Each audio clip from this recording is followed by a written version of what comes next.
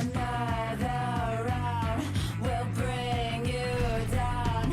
Another round won't save you now. Yeah, reverse sweep coming up. Big win for the Camelot Kings here, Dan. The Valkyries have done it not since week 2. It is the deicide for the Oni Warriors, and they have pulled this game back from the brink. But the rest of the Solar Scarabs follow up, down go the Titans, and Lopper's got the first. What a 1-2 punch from the Bolts. The damage comes from the Leviathans until Zapman puts them down with the snipe. Defend their Titan, and the Tartar is Titan.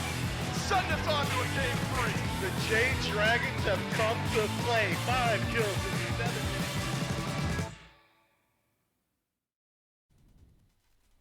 Well, hello everybody and welcome back to the SMITE Pro League. It feels good to be back here with the SPL powered by our good friends over at Alienware. Make sure you go to smitegame.com/Alienware. Check out all the cool products that Alienware has in store and available to all of you out there. Use code SMITEAW to get some discounts, get some coupons, and get all the latest inside scoop on some of this great gear. Thank you so much to Alien for being the title sponsor here for the SMITE Pro League. Go and follow them on their social medias at Alienware on Twitter and Instagram. And make sure to also check out their website, alienwarearena.com, for anything else that they might be doing on their website, all the cool giveaways and things they got going on. We're back with the SMITE Pro League. It's group stages, week 1. We got our first set coming up here for the day. It's going to be the Atlantis Leviathans and the Camelot Kings facing off for Group A. Mifflin, this is sure to be an exciting 2 weeks of SPL we got going here. Lots of best of 5s, a lot of true action. I know the fans at home, and I tend to agree, say best of 5 format might be the best way to figure out which one of these teams are the best. Gives you time to kind of adapt to your opposition. The game 1 doesn't mean nearly as much, so I am very excited for this one. I've been waiting all year. Yeah, best of 5 is always a treat to watch, and we're going to have best of 5s all weekend long and all of next week. Let's take a look at the schedule to see what's going on just this weekend alone. We got 6 matches, 3 days of play. The first one is going to be the Leviathans and the Kings today. We'll have the Bolts and the Titans immediately after. That one going to be here in the studio. We got Dragons and Valkyries tomorrow with the Scarabs and the Warriors. And then Sunday we'll round out with another doubleheader in studio of the Leviathans Dragons and then the Bolts and the Scarabs. Man, just a bunch of stacked matchups. Group A is just kind of wild. I mean, Aggro framed it properly. It's the top 3 that are incredibly strong, and it's probably going to be one of the harder groups to work through. And not just that, taking a look at the 2 different groups. Group A, Valkyries, Dragons, Kings, and Leviathans. Remember, top 3, the most important thing out of all these groups. And then Group B, Tartarus, Titans, Solar Scarabs, the Warriors, and the Bolts to round that side of the draft out. Man, top 3 being the most important ones here. All of these games, obviously, every game is a must-win game, but especially in these group stages, you've got to get that top 3 because then you go to the playoff stages. These are the only time that these teams qualify, and then the winners of playoffs is kind of how we then start determining out when we go to the SWC qualifiers that will happen later on in the year. But let's talk a little bit about the Atlantis Leviathans. Let's talk about a little bit about the solo lane here. With this 8.10, we're getting a small adjustment here, maybe in some of the stardoms with this warding sigil getting a little bit of a buff. And with Yarkour coming out here, he's kind of been doing a bunch of new little things out here. He's one of the first ones to bring the RDO back in the meta. Maybe you think we see some changes up with him in the solo lane here.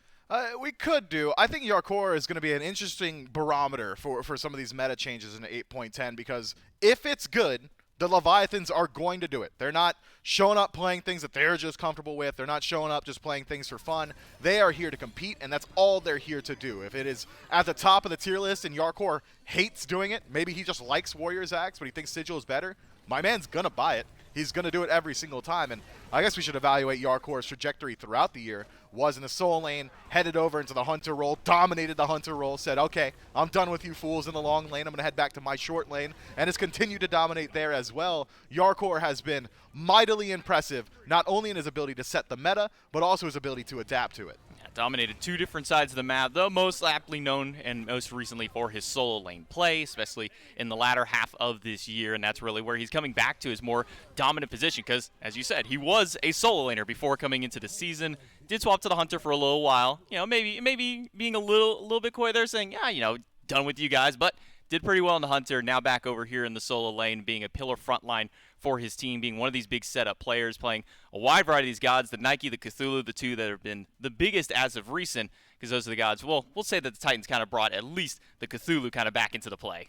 Yeah, but Yarkour brought it in originally way back in like phase 2 or maybe at the tail end of phase 1, but if you want to, sure, credit to the Titans.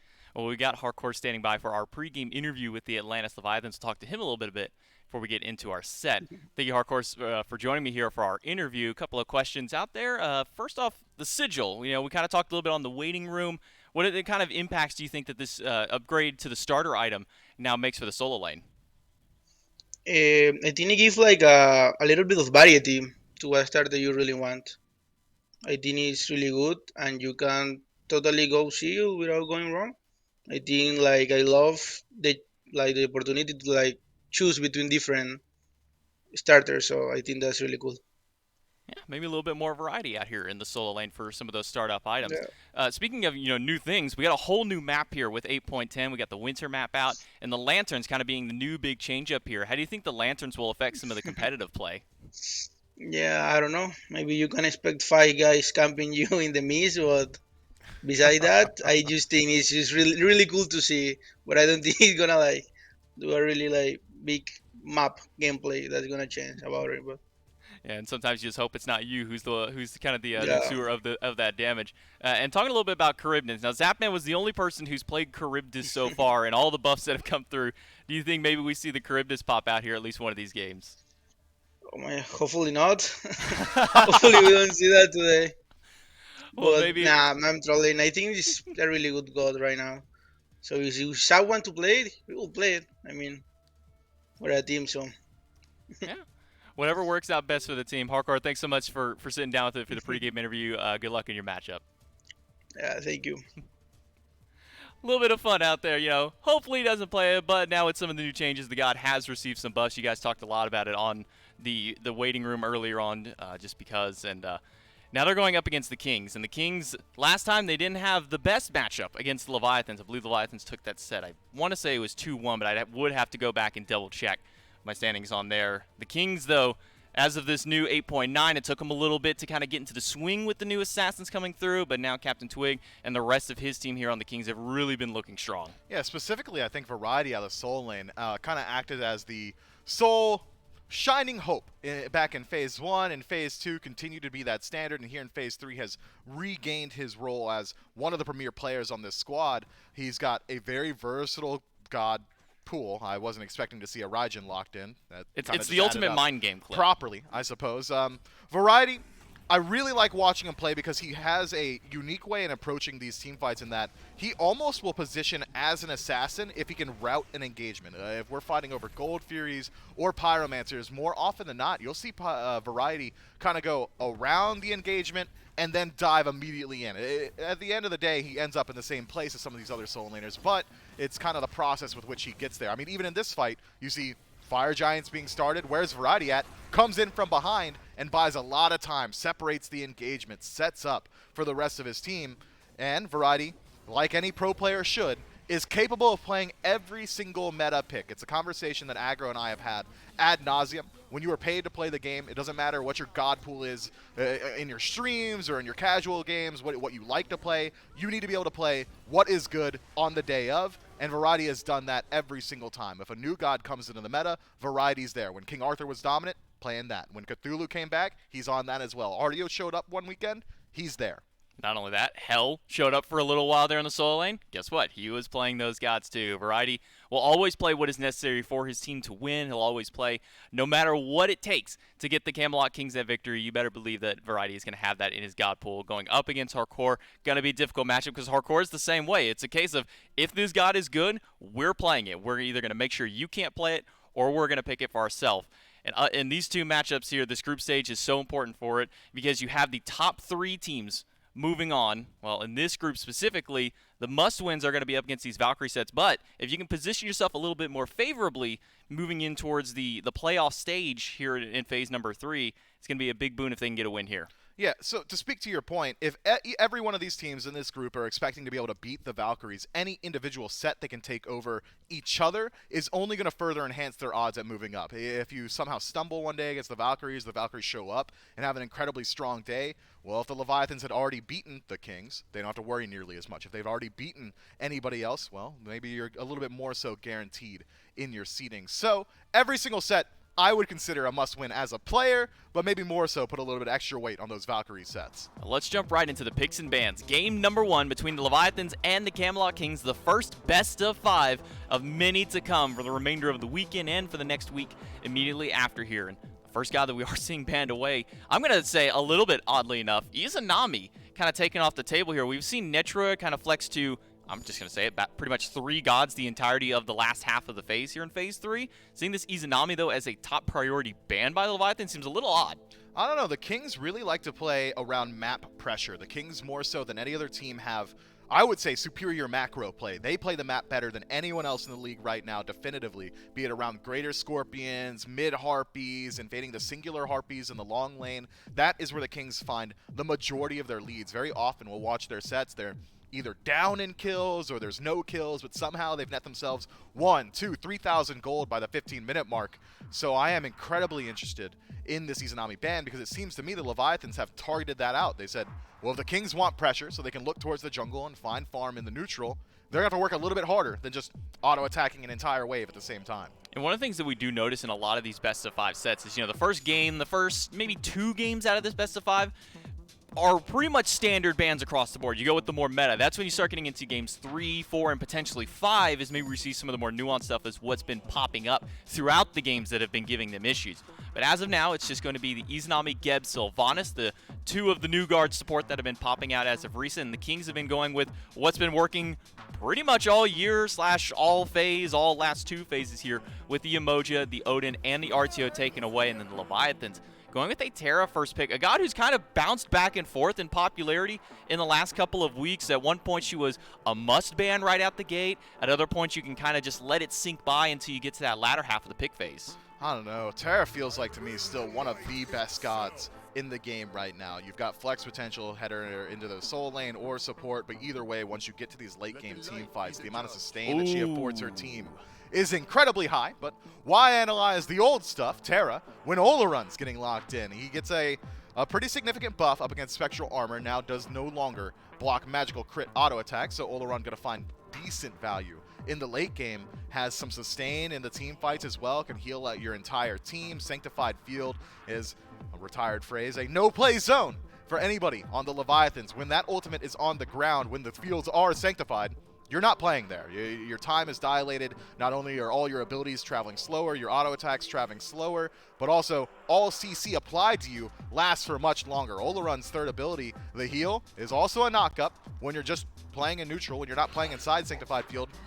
It's kind of negligible. It's not that much. When you are in Sanctified Field, you might as well have been hit by like 3 Bacchus knockups, it feels like, while he's slamming you for crit auto attacks and raining down sun particles. This god is a late game menace. It's just whether or not the Kings are going to be able to get there against all this pressure the Leviathans already have. Yeah, I mean, you get knocked up by Olorun inside that Sanctified Field. It feels like a Kumbhakarna for how long you're sitting in the air because you just don't get to do anything. You better pray that you have some kind of CC immunity to get out of that Sanctified Field.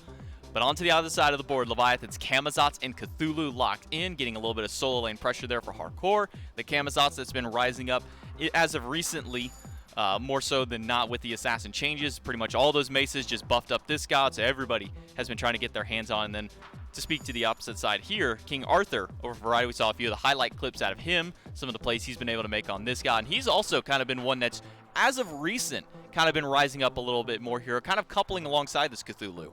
Yeah, he has been. I was excited to see where the Leviathans decide to target their bans, whether or not they thought this Olorun was slated for the mid lane or the long lane, and they seem to agree with the desk here that Olorun is likely just going to act as the hunter for the Camelot Kings. And the Kings themselves, they finally ban out that Uller. I was curious to see if that one was going to fall through as well, but the Leviathans going to have to look a little bit deeper into their god pools for their selections. That man, no stranger to playing things like the Heimdall or the Charybdis, so certainly some good options still available as the Leviathans take an incredibly annoying selection, likely for their mid lane, Hell, as Cthulhu generally going to head to the soul lane. Terra in support. Heimdall will be the ADC selection for the Leviathans. This is a heavy sustained composition. Cthulhu is healing your entire team in a team fight, as is Hell, as is Terra. Camazotz has self-sustain, and Heimdall, if he is going to be the sole backliner, essentially, as Hell generally has to get a little bit closer than some of these other mages to deal her damage and to heal her team, Well, at least he's incredibly safe. He's got a slow, he's got knock-up immunity, he's got a teleport that is essentially a global,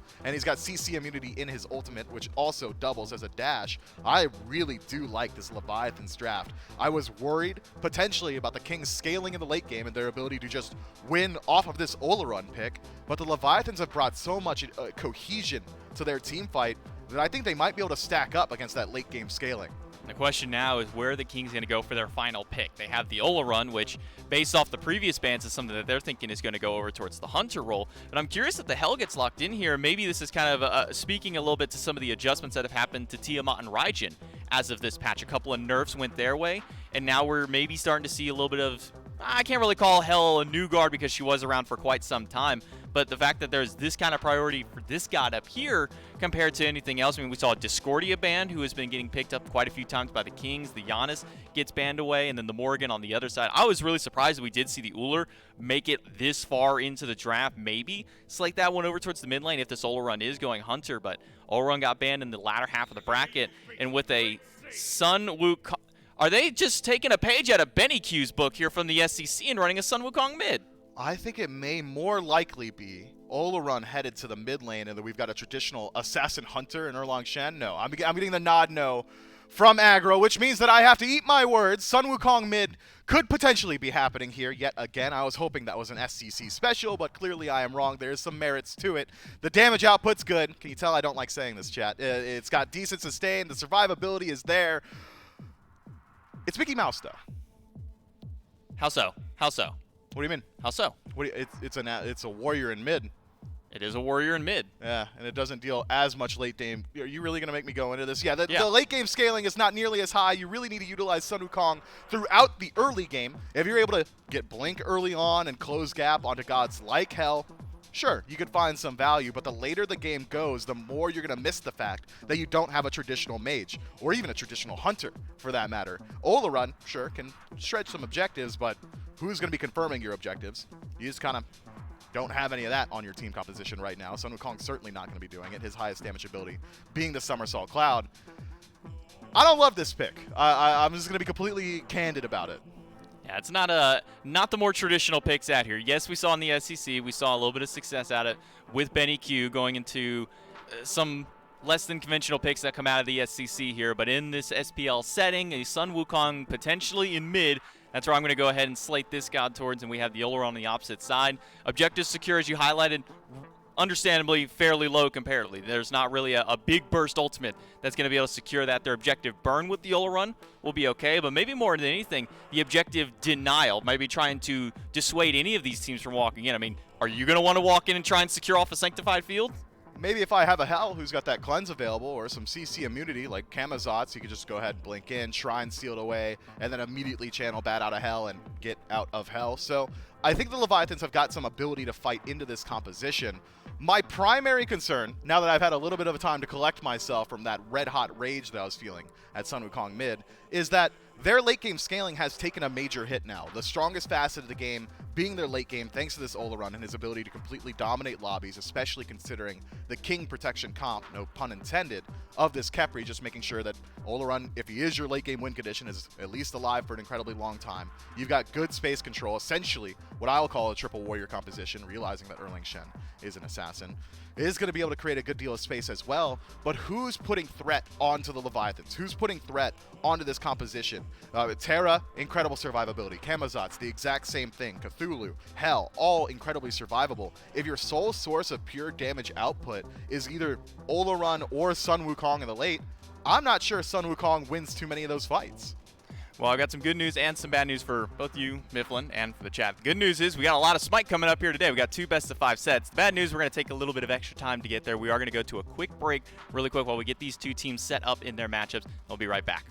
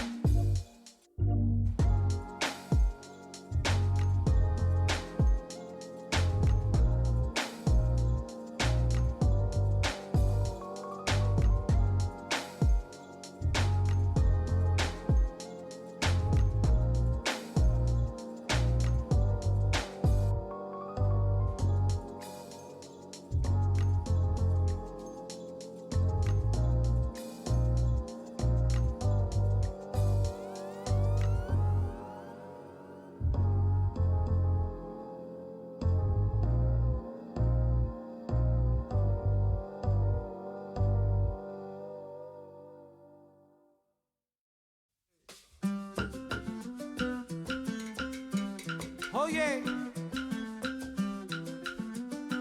siempre ha sido el gran amor. Chacha. Cien fuego, adiós, me voy para La Habana. Ah. Cien fuego, adiós, porque me da la gana. Es la verdad, oye. Cien fuego, adiós, me voy para La Habana. Adiós, goodbye. Cien fuego, adiós, porque me da la gana. Bueno, mira, escucha. Tenemos una historia tú y yo. Me conoces desde que era niño. Hey, y siempre ha sido el gran amor. Y no sabía nada más fino. Pero ahora tengo que cambiar mi vida. Y por eso yo te tengo que dejar.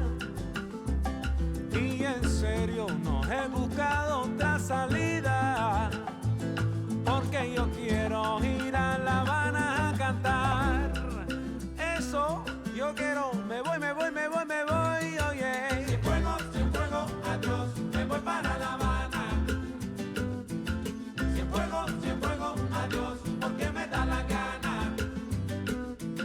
Cien fuego, adiós, me voy para La Habana. ¡Ja! Eso es. Cien fuego, adiós, porque me da la gana. Bueno, mira de nuevo. ¡Ja! Y siempre te voy a extrañar. Claro que sí, porque por muchos años era mi vida real. Oye, y cuando regreso yo te voy a dar, te lo juro, un regalito bien bonito de la capital. Pero ahora tengo que cambiar mi vida, y por eso yo te tengo que dejar. Y en serio no he buscado otra salida, porque yo quiero ir a La Habana a cantar. Si es la verdad, por eso escucha ahora. Cien fuego, adiós, me voy para La Habana. Ay, me voy para La Habana. Cien fuego, adiós, porque me da la gana. Goodbye, my friend, cien fuego, adiós, me voy para La Habana. Adiós, cien fuego, adiós, porque me da la gana. Ay, me voy para la capital. Hello, everybody, and welcome back. Thank you so much for your patience. We try and get these two teams up and going in their matchups. Remember, it is a best of 5 kicking off our weekend, and with all of our matchups for this weekend and next weekend, they are going to be these big best of 5s. Everyone is going to be so important. It's going to be the Atlantis Leviathans and the Camelot Kings facing off here in our first day and our first set of play. J-Mac and Mifflin here for one final moment before we get ready to throw you guys right into game. Yeah, I'm excited for this one, J-Mac. I think there's a lot on the line here. I know that Game 1 doesn't mean nearly as much in a best-of-5 set, but certainly a great heat check, and never feels bad to find at least a little bit of a buffer as you move forward. But maybe more so, I'm excited for the Game 2s, the Game 3s, the Game 4s. Once the adaptations start to ring through, once these teams really try and nail down exactly what the opposition are trying to do, that's when we get to see SMITE at its peak, and that's what I'm really looking forward to. Yeah, Game 1, as you said, kind of that heat check.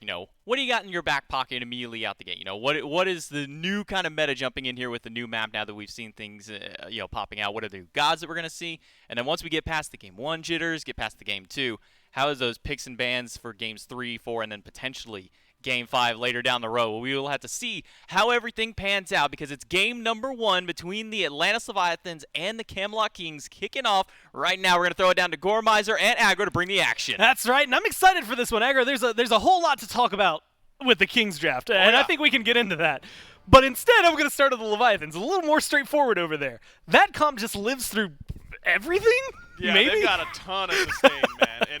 And they're hard to kill. Even if you took away the healing from a god like Camazotz, he's going to be hard to kill. I mean, you've got Cthulhu, hard to kill. And then you added all of this sustain for the Leviathans. I think it's going to make them a very difficult team to take down in the team fighting phase. In this Kings draft, I mean, obviously the Wukong mid is what everyone's going to want to talk about. And I'll get to that in a moment. I'm just so surprised they top 2 this Oleron. I mean, scrims with this god must be going well for multiple teams, because typically, if you've got a pocket pick, you don't reveal it in the top 2, but to prioritize it that early makes me think that this god's seeing a lot of success. Yeah. But even with that, I think that the Kings may have made a pretty big mistake by picking it so early, because this is a god that even when he's been at his strongest, is very susceptible to getting counterpicked. And Camelot and Cthulhu, 2 great counterpicks, because they both have buttons that just ignore Sanctified Field. The CC immunity is the best way to deal with Oleron, and Camelot and Yarkour have CC immunity that lets them deal damage over a long period of time, and that's what Oleron has trouble doing. Yeah, I'm excited to watch it. It's one of those things, we were talking about it a little bit when it got locked in, and I wanted to talk about it a little bit on Waiting Room, but I completely, spaced on it. The only real change, like, he had a small change to his kit, but realistically, it was the spectral armor change that Right. opens things up. He's the only magical character that can crit. And now that no longer being affected seems to have made him, at least for the Kings, high priority. I mean, pro players would say all the time, Oleron would be really good as long as he didn't get hard countered by 1 item in Spectral. I was never a huge subscriber to that idea, because even though it counters part of it, it's not like it does to Hunters, where it's physical protection and anti-crit. Yeah. It was only the anti-crit that you were getting from it and the health, but the pro players would always say that was a huge deal for them, so I guess they're putting their money where their mouth is and picking them as soon as that interaction isn't there. But it does require that you have a little bit more balance in your composition whenever you've got a magical hunter, and so they go with the Wukong mid, something that bring them a little bit more physical damage in these fights, but Zap's got to be careful. Oh yeah, Zap is really in a dangerous spot here. We'll use the Bifrost Crystal, still takes a little bit of damage on the other end of it. Stays alive though.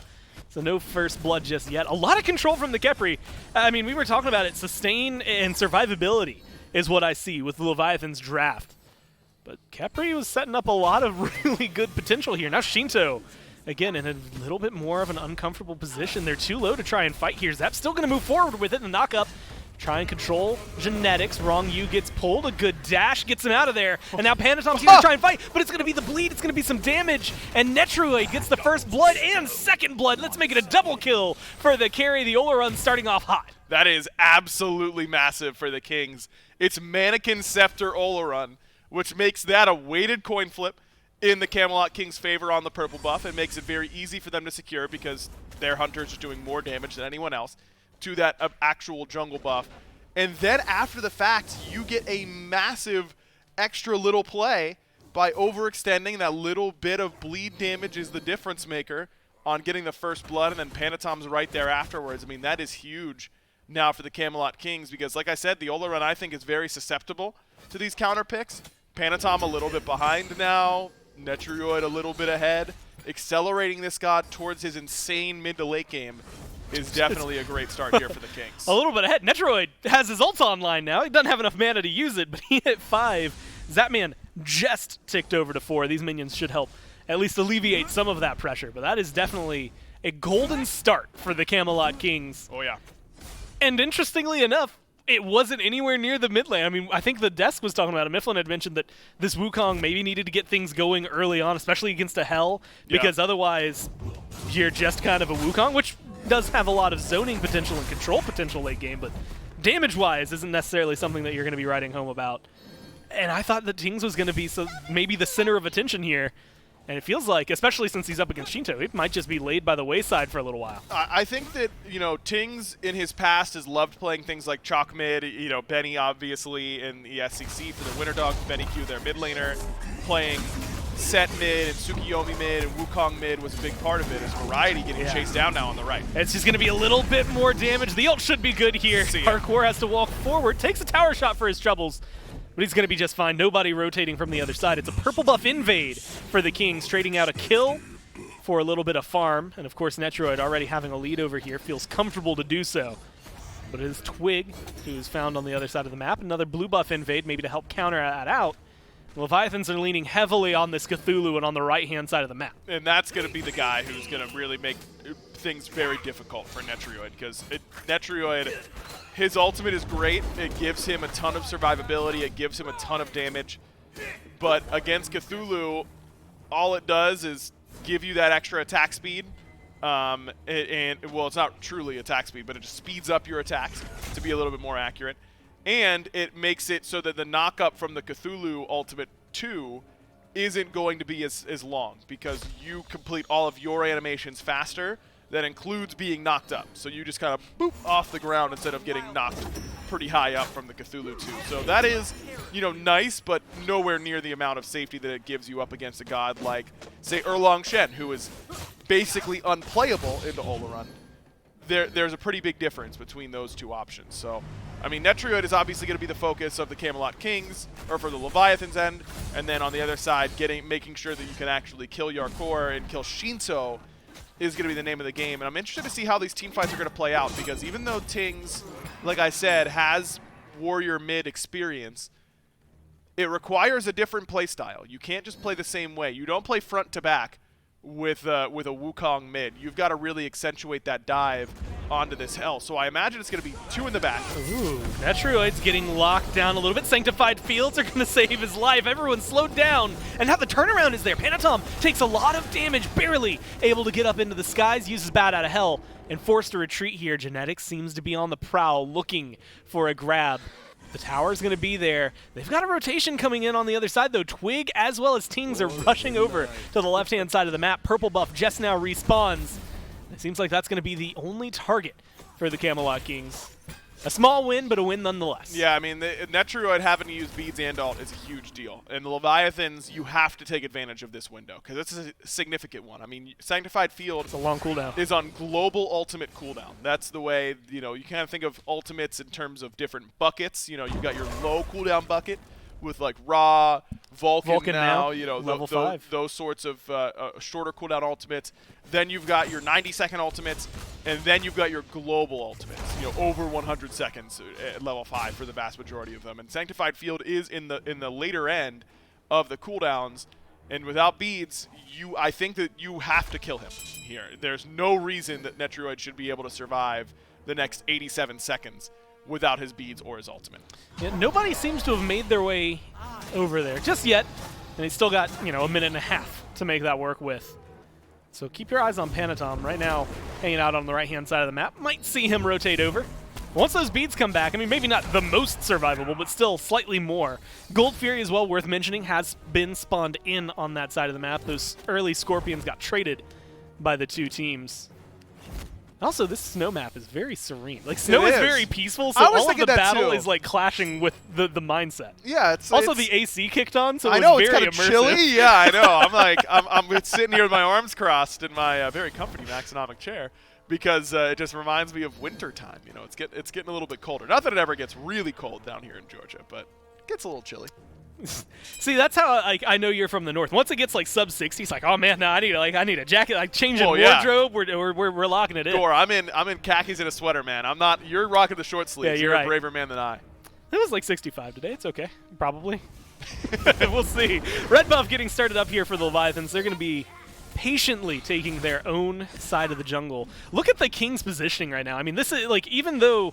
Well, actually now Sanctified Fields is up, 10 seconds left for the beads. Yep. Netrioid was susceptible to it. They're in more than enough control here. And Zapman's getting pulled back. Twig is here. Pin's going to be good. There's the taunt as well. But it's going to be Twig taking too much damage. Scarab's Blessing saves his life, or it should, upon landing. No, it cancels out. It chimes out there. Genetics isn't able to make the save. Zapman sends him through the realms and gets the kill. Genetics has no mana to work with. Is forced to run away. Panatom blink forward. A couple more hits is all it'll take. Bat Out of Hell. And he secures the kill. That's 2 down on the side of the Kings. Netrioid just trying to stay alive, and there's not much he can do about it. He gets taken down. It's a 3 for none in favor of the Leviathans. Even with that great start for the Kings on the left side of the map, that's where the Leviathans are able to make their stand, and now it's big man Tings up against the entirety of the Leviathans over here. But Shinto just got nearly one-shot by the full combo, and now he's up in the somersault cloud. This is getting awkward. Yeah, he's going to jump down, slam down with the cudgel, but not enough to take the Gold Fury. Tings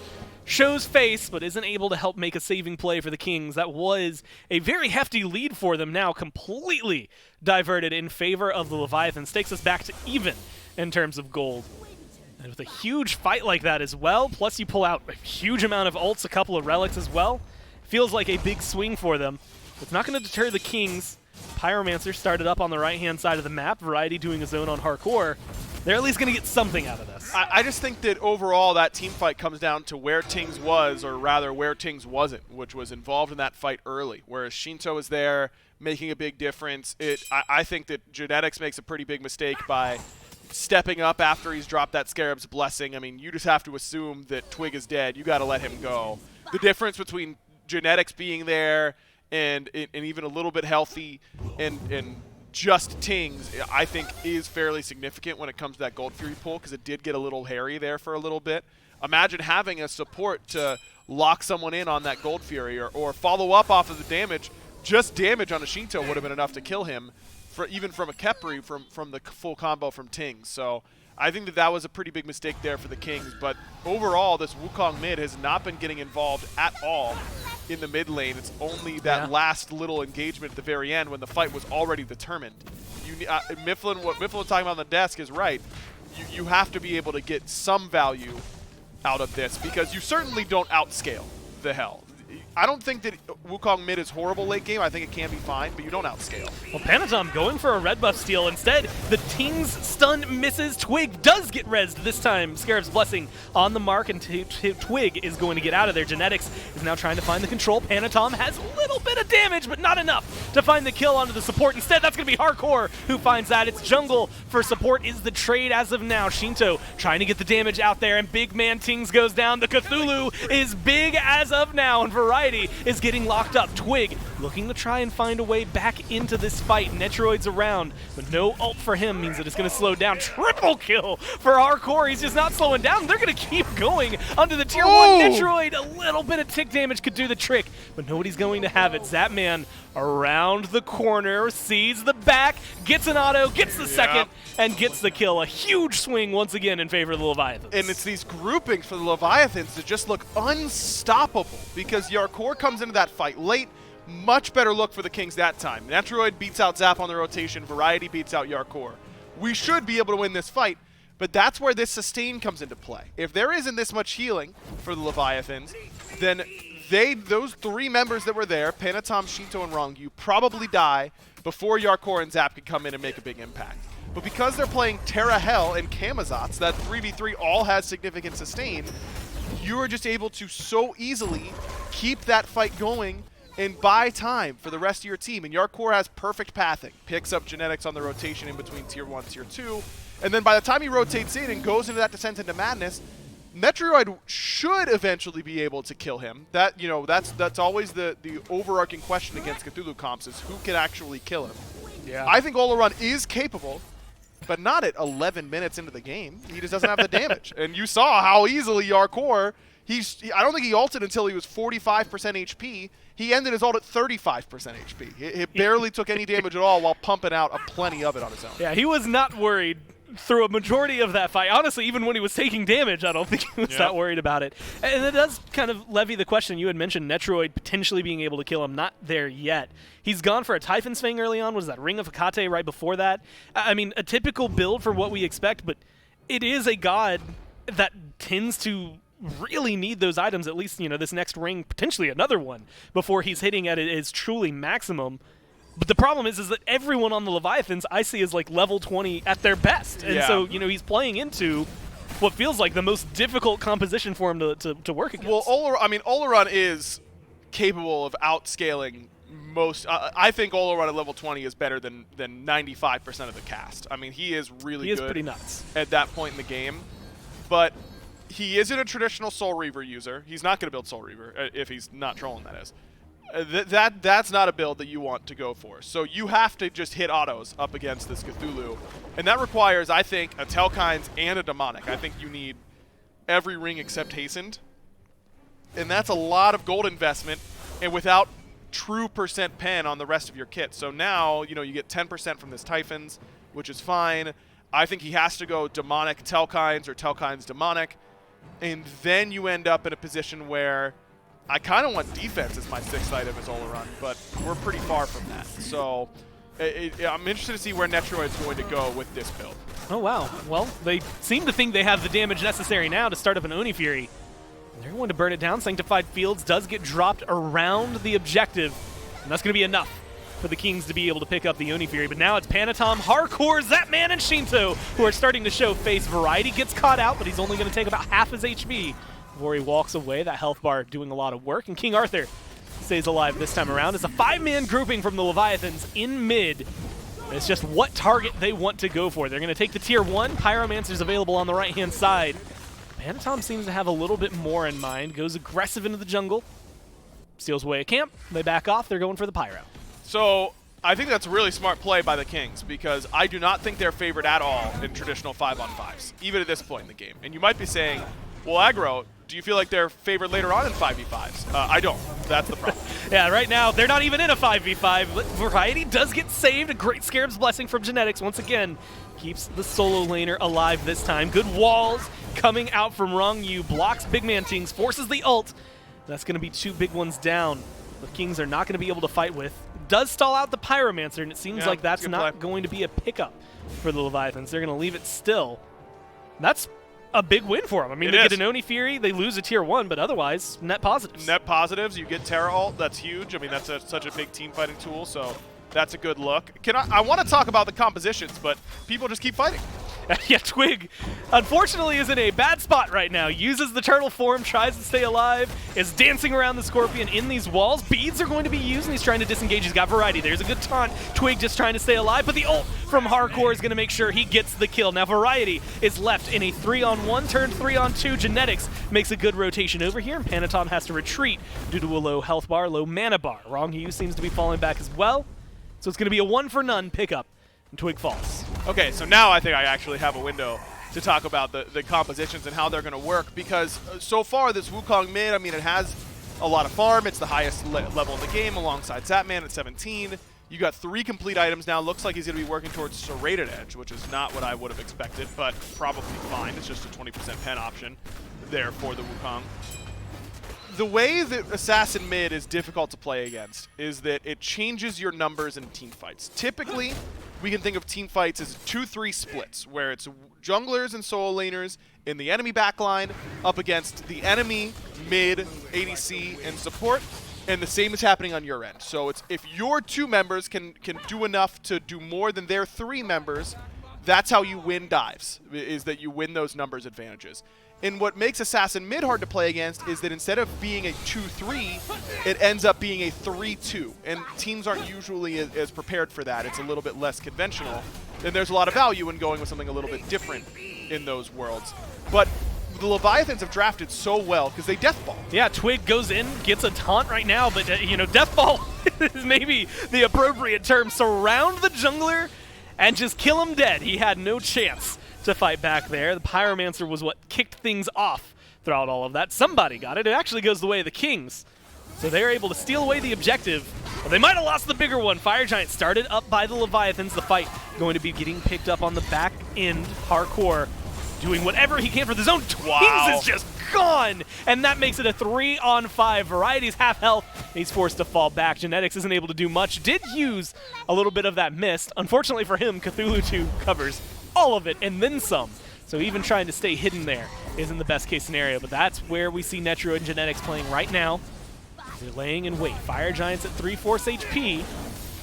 They're just holding on to it. There's the ult from Yarkour, and he's going to go for full-on zone mode. Shinto getting aggressive as well, but Genetics is here. Twig has respawned at this point. They've taken a lot. Rong Yu is incredibly low. Genetics goes in, and he's going to try and fight this. He has to use the Scarab's Blessing on himself. So there's the Sanctified Fields, and they're trying to keep the fight going, but it's just not enough. Zapman picks up Netroid. Yarkour picks up Genetics. Ting still isn't back. Variety's forced to fall away. And Twig, well, he respawns just to die. They get the deicide, and they get the Fire Giant. Man, Yarkour, I mean, yes, the Leviathans, Rong Yu was taking a lot of damage from fire. Zap and Shinto getting poked down as well. But Yarkour isn't taking any damage. He is 6-0-6 on this Cthulhu. And the whole idea of this composition for the Kings is centered in the fact that they believe that Oleron alone can kill Cthulhu. That has to be the crux of their argument for this composition to work. And so far, that just has not been the case. He has not been able to actually threaten this Cthulhu at all. And as a result, this composition just is not working for the Kings. And what I was talking about right before that Fire Giant pull is that the Leviathans aren't interested in a 3-2 or a 2-3 dive or anything like that. They want It's all five five. people. Moving is one. And so these assassin mids, I think, really struggle up against that style of composition. And Olorun, I mean, from the Kings' perspective, their comp really makes a ton of sense because you want a 3-2 instead of 2-3. Khepri and Olorun can do the work of 3 people because Olorun is so good and so hard to dive with that Sanctified Field that he can make up the difference of not having a mid right next to him. And with a good Scarab's Blessing, they are 3 people. Exactly. With a good Scarab's Blessing, they are 3 people. So conceptually, I think the King's composition makes a ton of sense, and I have no problem with how it's constructed. I just think the Leviathans read it perfectly from the beginning. They picked a dive that can actually, they can go 1-4 in the team fights if they want to, leaving Yarkour alone, because that's what they've really done. He's under no threat. He's feeling confident enough to buy Divine Ruin in his 5th item slot, and he's right, because he's not taking any damage at all in these team fights. And the Leviathans, the rest of them, the other 4 of them, can just death ball through this Wukong mid and make sure that he can't kill anybody because he's so single target based. It's just really smart play by the Leviathans, coming up with an instant answer to a new look from the Kings in game 1. That is impressive. Especially, I mean, Wukong, you know, we roll it back 2 patches ago when we were talking about the buffs to Jotuns and Brawlers and things like that and how, oh, maybe we'll start to see him. Did not show up for what feels like 2 months now. And now he's making face, or showing face, and maybe not exactly the way you'd want to see it. Teams as 1, 2, and 0 so far. Twig, Variety getting pushed and bullied over here on right. And the back does get stopped. Variety gets left alone here with Panatom bat out of hell. This might just be a solo kill as well. If anything, Panatom's at least going to keep him busy. Tier 2 on left gets taken down by the Leviathans. They're starting to put a little bit of pressure on the Phoenix. You do get the kill if you're Panatom, but you lose Shinto, and you might lose Zap on the left-hand side. Maybe staying for welcome too much. Ends up going back into the backline of the Kings, and Zapman gets isolated. There's Big Man Tings showing face, and finally able to get something done. Beads used by Wrong You. He's just trying to stay alive and get out of here. Hardcore's making a rotation.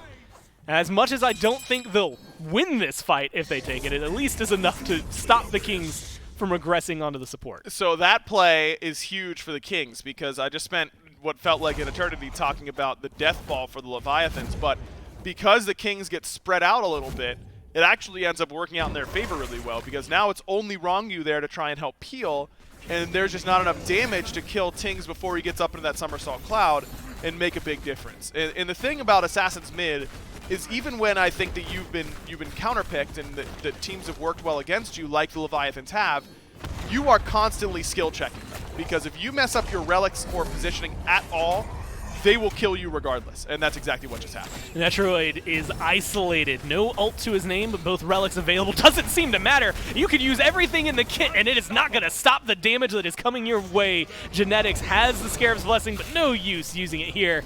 Panatom gets the kill, so the dual lane returns some of the damage dealt to themselves. They trade out tier 2 towers on the left-hand side. They lose their lives in the process. So Leviathans still have about a 3,000 gold lead here. 23.5 minutes in, 20 seconds left on the power play. And they're grouping up for a Phoenix. Zap just teleported all the way from base, I think, all the way to this left side Phoenix. So he won't have Bifrost cooldown for a long time, but it would be well worth it if they get this. That's half health. And it seems to be falling pretty quickly. Remember that Zapman and Shinto do not have the Fire Giant buff. Doesn't seem to matter here. Slows them down slightly, but they still get the left side Phoenix. Open up the base of the Camelot Kings. And they're leading 18 kills to 5. Granted, it feels like important kills have been the 5 for the Kings, but not quite as many as you'd expect. They're only down 4K, which should be illegal. Being down this many kills, a Fire Giant, a Phoenix. This Kings team, I mean, we talked about it during their media day, and Biggie's talked about it in recent interviews and that kind of stuff, but this team has struggled in the early stages of the game. This game, it's been more mid-game struggles. But their map macro, their ability to pull gold out of the map might be unmatched right now in the SPL, and that makes it so much easier to execute these comebacks. How many teams would be down 4,000 gold in a situation like this? I don't know if there's any other team in the world. The fact that they've been farming as well as they have is now, just, should they maybe ludicrous. be winning a little bit more, like winning more early in mid games? Yes. Yeah, that would be easier than what they're doing. but this is a good skill set to have. This is like the training weights, right? Like they're doing this now so that when Worlds comes around, they can just drop it all, and then True. their whole game will be improved, or at least that's what they're hoping. I'm sure a lot of Kings fans. Listen, man, the Neomos strat of going down 0-2 in big sets, I mean, that is huge. And if they're just doing that in-game as well. So The best practice really for your best of fives as well. Is the Yep. only time that you're going to be able to get that outside of some finals Yep. so far this year. And hey, Fire Giant respawns. Pyromancer is down, and the Fury on the other side, soon to be a Primal Fury, but not respawn just yet. A little over a minute before that thing comes back. So there's only one objective to hang around. This is where you were talking during Waiting Room, that this mist comes in handy. Specifically, I've seen Genetics and Netroid using this one a lot just Yep. around the corner. Because as you said, outside of some abilities and maybe something like the Heimdall being able to reveal you, for the most part, you don't have to show face. They don't know how many people are going to be there. The Leviathans seem confident this time. They started the Fire Giant already at half health. Took them a while last time. We'll see if they're going to be able to hold onto it here. Variety takes a little bit of poke and falls back. It's just the waiting game to see who does collapse. Big difference now is that Zap has crit. He's got that Wind Demon, so he's going to be hitting a lot harder on these objectives. A lot harder to say. He hasn't got a crit in the last few seconds. He's going to be maybe upset about that one, but it's doing enough damage. They get the Fire Giant, and they start off the fight. Hardcore goes up, and the ult is there. There's a Sanctified Field, but it's not Doesn't going to matter. let you escape the Cthulhu, and he is chasing you down. The knockup is good. Netroid is low. The Scarab's Blessing thrown out there onto Genetics himself, and it's not going to be able to save the carry. Netroid goes down. look at Genetics this. falls right after. Twig, guess what? He's the third on the list, and now it's Variety and Tings versus the world. Tings is in mid lane as of right now, and that is not going to be helpful. Variety makes it back to the fountain, stays alive, but it's 5-man strong as Leviathans walk in to take game number 1. And they made it look like child's play in this game. In this comp for the Kings, I liked the idea, but again, it all hinged on the fact that they had to prove to me that Olorun alone could kill Cthulhu. And they've done the exact opposite. They've just proven that he cannot kill Cthulhu. And as a result, I don't think we're going to be seeing a whole lot of solo Olorun carries like we saw right here if Cthulhu's open. Because right now, the number one question your composition needs to be able to answer is, if we didn't ban Cthulhu, can we kill him? And if the answer to that is no, then you have lost. And we have seen... and look, killing Cthulhu is hard. Because look, pros are smart. Yeah. They're smarter than we are. They know this. But they keep thinking, okay, this should do it, and then it doesn't. So they've got to find these direct answers. And you know, I have a feeling they probably could have killed the Cthulhu if there wasn't also like a Camelot, Satera, It certainly factors. a lot of things that were keeping him alive and bolstered throughout a lot of that No one doubt. that made it just too difficult, I think, to burn through the tank. The Leviathans take game number 1. What was 18 kills to 5 turns 22 to 5 as they take that one. Pretty dominating throughout all of it, save for a bad start at the beginning. We'll see if they can do it again in game 2 or if the Kings can turn this around.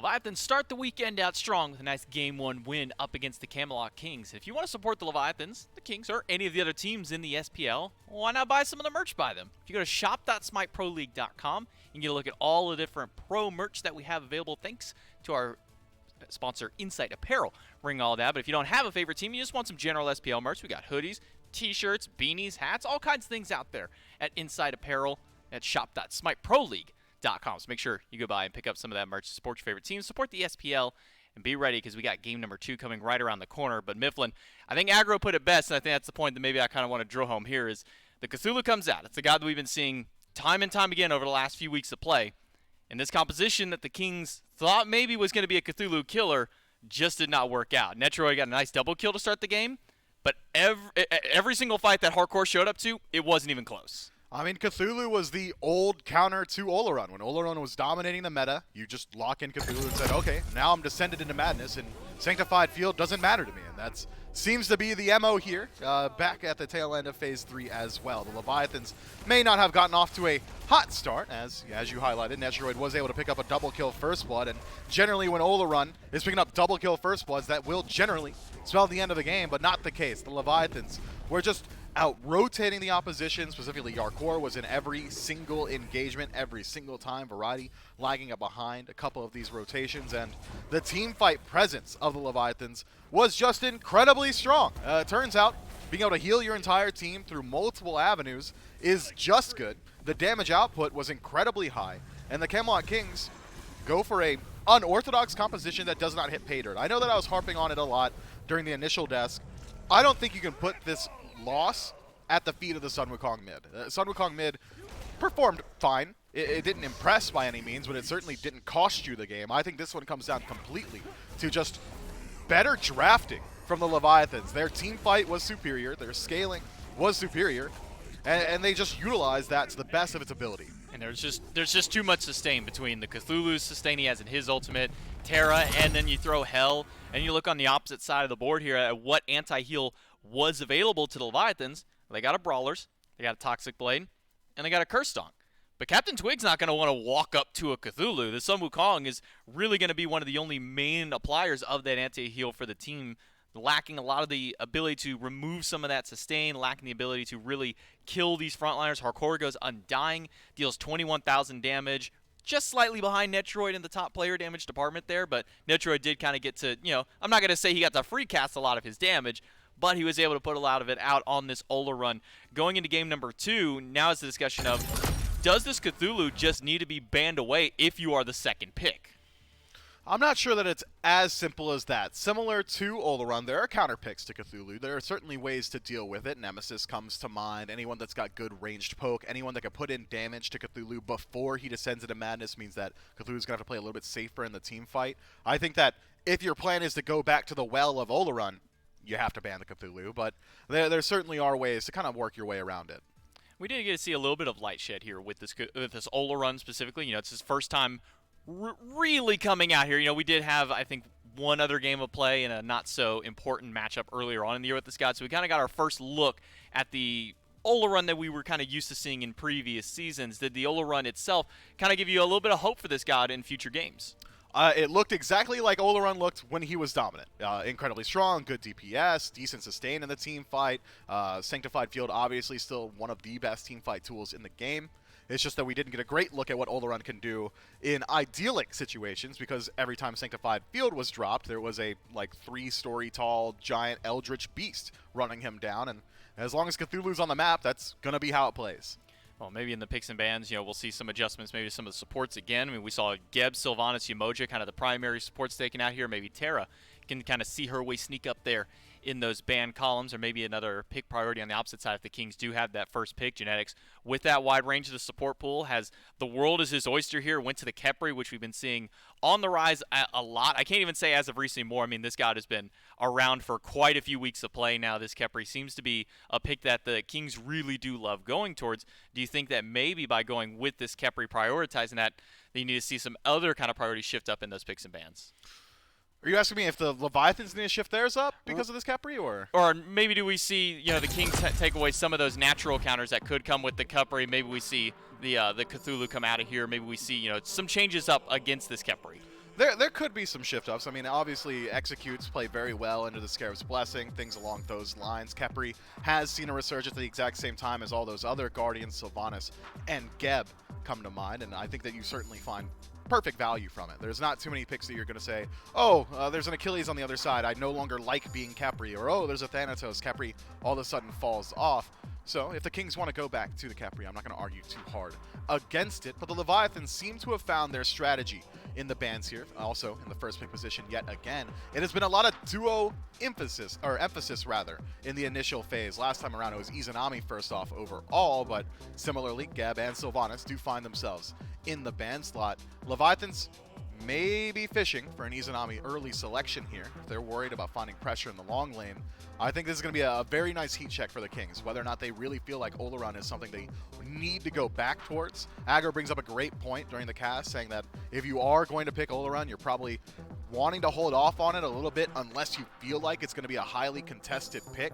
We might even see the Leviathans try and take it for themselves if it's left available long enough, considering how early the Kings picked it. I think it really says Oleron's been dominating scrims. That's the only read I can get from that pick order. Same top three here out of Leviathans in their bans. They get rid of the Geb, the Sylvanas, and the Izanami. Again, taking a shot at Netroid with that god. And then on the other side, the Kings respond by, instead of banning the Artio like they did last time, they ban away the Hell. So that takes a little bit of pressure away from Shinto, takes away some of that sustain that they've been going for. But Leviathans just go with the exact same #1 pick they did last time in this Terra. Now the question comes over to the Kings. Do we see some of that solo priority? You have the Artio up, you have the Cthulhu up, you have Nike, King Arthur, so many different solo lane options. The question now is which of those ones is Variety most likely to go here, with only knowledge that this Terror is the first one picked out? With so many options, so many high priority options available in the soul lane, it's either do you value Cthulhu higher than everybody else? If yes, take it here. And it seems like the Kings do exactly that. Cthulhu locked in first overall for the Chaos team, matched up with that Oleron. So now you've removed that pillar of counterplay. Oleron should have a little bit more freedom in these team fights, but it does leave a lot available to the Leviathans on the other end. This Terra could head back to support. You could pick up an Artio for yourself and have pretty decent ranged engage, a lot of healing in the team fight that could shore up some of your sustain now that Hell's been banned away. But I really do like this adaptation from the Kings. This is exactly what we were talking about earlier on. When these sets go a little bit longer, you start to work against the enemy to try and make sure your strategies still do ring through. But the same concerns are still here for Oleron. It wasn't just Cthulhu that made it hard for Oleron, although I would say it was 80% Cthulhu. Camazotz as well is going to put a lot of pressure onto this pick. Bat Out of Hell just beats Sanctified Field. And it will be Artio Camazotz. So with the Artio now left open here by the Kings because they did ban the Hell instead, that one gets picked up by the Leviathans. To couple with Camazotz, Khepri one more time for the Kings before we jump into the second round of the bans here. So making sure to get your next back on something comfortable, get one of those get out of escape, get out of dodge kind of tools with that Scarab's Blessing. If this Oleron does come under a little bit too much fire, he can pull him right back out with that Scarab's Blessing. There's a lot of options here. We do have quite a few mid laners still up that can be banned away. We didn't see Raijin or Tiamat at all last time. Neither of these teams decided to throw a ban or even a pick their way. Instead, it was a Giannis, the Morrigan, and the, what was the other one? There's Giannis, Morgan, and Discordia. That was the other one. Discordia was the other one taken away. And then somehow, again, the Uller making it all the way here. He was the #1, like, most prioritized god to pick first or ban first for just about every single team. But so far here in our first week of play, he's been able to make it to the second round of bans every single time. Yeah, just so many priority frontliners that you want to select early on. That means that these very high pressure ADCs, these high pressure backliners, are going to naturally fall a little bit down in the pick order, but still certainly you're seeing that he is valued. Uul being banned out essentially is a direct hit towards the Leviathans, but they've still got plenty of comfort left and available. We could see Heimdall come out yet again, as the Morgan is going to be the secondary ban here for the Kings. I really am curious to see how the Kings adapt to their mid lane. They can still flex this Oleron there if they so choose, but now with even more magical damage coming from your Soul laner, Cthulhu, going to be a good bit of damage output. We could see yet again either an assassin or a warrior slated for the mid lane from the Kings. Specifically, I'm keeping my eyes on things like the set that is still available. Yeah, set, SCC, we saw Tsukuyomi pop there a couple of times. Loki's still up in the jungle if Captain Twig wants to go that way. I mean, there is still some of that jungle selection. We saw the Nike ban. Hold on, we saw a Nike ban when Cthulhu. Oh, I guess still Nike jungle. I sometimes forget about Nike being able to go over towards that jungle, but it will be a Sun Wukong yet again locked in for the Camelot Kings. Mid lane is where we saw it last time. Probably think that maybe we're going to see it here. Maybe some potential to go in the jungle. There is potential for Sun Wukong in the jungle. We've seen it a couple of times in the past, specifically guys like DJ Pernicus like to pull it out back in like Season 4. But we're in Season 8, and Sun Wukong seems to be a mid laner now. If I'm just going to go off of history here. So I think we are likely going to see the Monkey King headed for the center of the map yet again. And I've got high expectations. When you go towards this pick 2 times in a row with an uninspiring selection in Game 1, you got to think that the Camelot Kings have a plan built around it. And now not having to deal with this Cthulhu, now having some decent matchups, you're going to be able to chase out the Camazotz and make sure that he's having a hard time. Blink engaging. Morgan Le Fay really only has the Dragon Flight for self-peel, maybe CC immunity from the ultimate. Means that Sun Wukong is going to have some decent opportunities, but there are also some great counter matchups that the Leviathans have selected for themselves. Artio Cripplefield is going to make it much harder for Khepri to engage team fights because Artio is going to be standing between him and the backline of the Leviathans more often than not. Sun Wukong's 72 transformations going to be heavily limited. The most iconic part of this kit essentially going to be very hard to execute on. I'm excited to see how this one pans out, and maybe you pull this one out of your hat, J-Mac. Loki, the final selection for the Kings. He's also got some great matchups. It's going to come down to a lot of individual play in this match, I'm thinking. If this Loki's popping off, all of a sudden Morgan Le Fay is going to be a non-factor. If Camazotz is having a similarly great game, Olorun might just find himself in a non-factor role. Yeah, so it will be the Sun Wukong mid now here with the Loki picked up. Unlikely that we see it there. Captain Twig's had a lot of success on this Loki in the past couple of weeks of play, and then going up against there, you have the Morgan Le Fay and a Hachiman were the final 2 selections for the Atlantis Leviathans. So going for some safety in their Hunter with its Hachiman gives something that Zapman can sit back, just be nice, safe, clear out your farm, get ready for the late game, get this build online. That way he can try and start swinging away at this Cthulhu when those team fights do come around. And this Morgan Le Fay, something just comfortable for Shinto in the mid lane, decent clear. The Dragonflight, as you always like to highlight, one of the better CCs in the game just to kind of get rid of these assassins and these warriors that really like to dive on this god. It is, but Loki's got some decent matchup in a Dragonflight, Flurry Strike, going to be able to help you out and stick you to that target a little bit more often. I think this Hachiman pick is not just for the safety, though. He's got a good matchup into Olorun. If Sanctified Field is going to be your solo potential in lane, well, you're not doing that to Hachiman. If you think you're going to be able to escape by dropping Sanctified Field and just walking through it like Oloruns are so apt to do, that doesn't work against Hachiman either. I think that essentially the Leviathan's ADC matchup is, if you're not playing perfectly on this Olorun, you're getting punished. Hachiman has a lot of solo potential. A lot of damage, a lot of safety, and as you say, a lot of ways to try and deal with the solo run, especially when you couple it with something like a Terra, some extra sustain across the board with the Terra, with the RTO, so team fights, a little bit of anti-heal is going to be required among some of these teams. We saw the Sun Wukong get the Brawler's beat stick last time around. We'll see how it works out for the Camelot Kings here in game number 2. They got to try and take down the Atlantis Leviathans. Can they do it in game number 2? Let's kick it right to the battleground. Now let's watch to see if the Kings can turn things around. They grab the Cthulhu here in game number 2.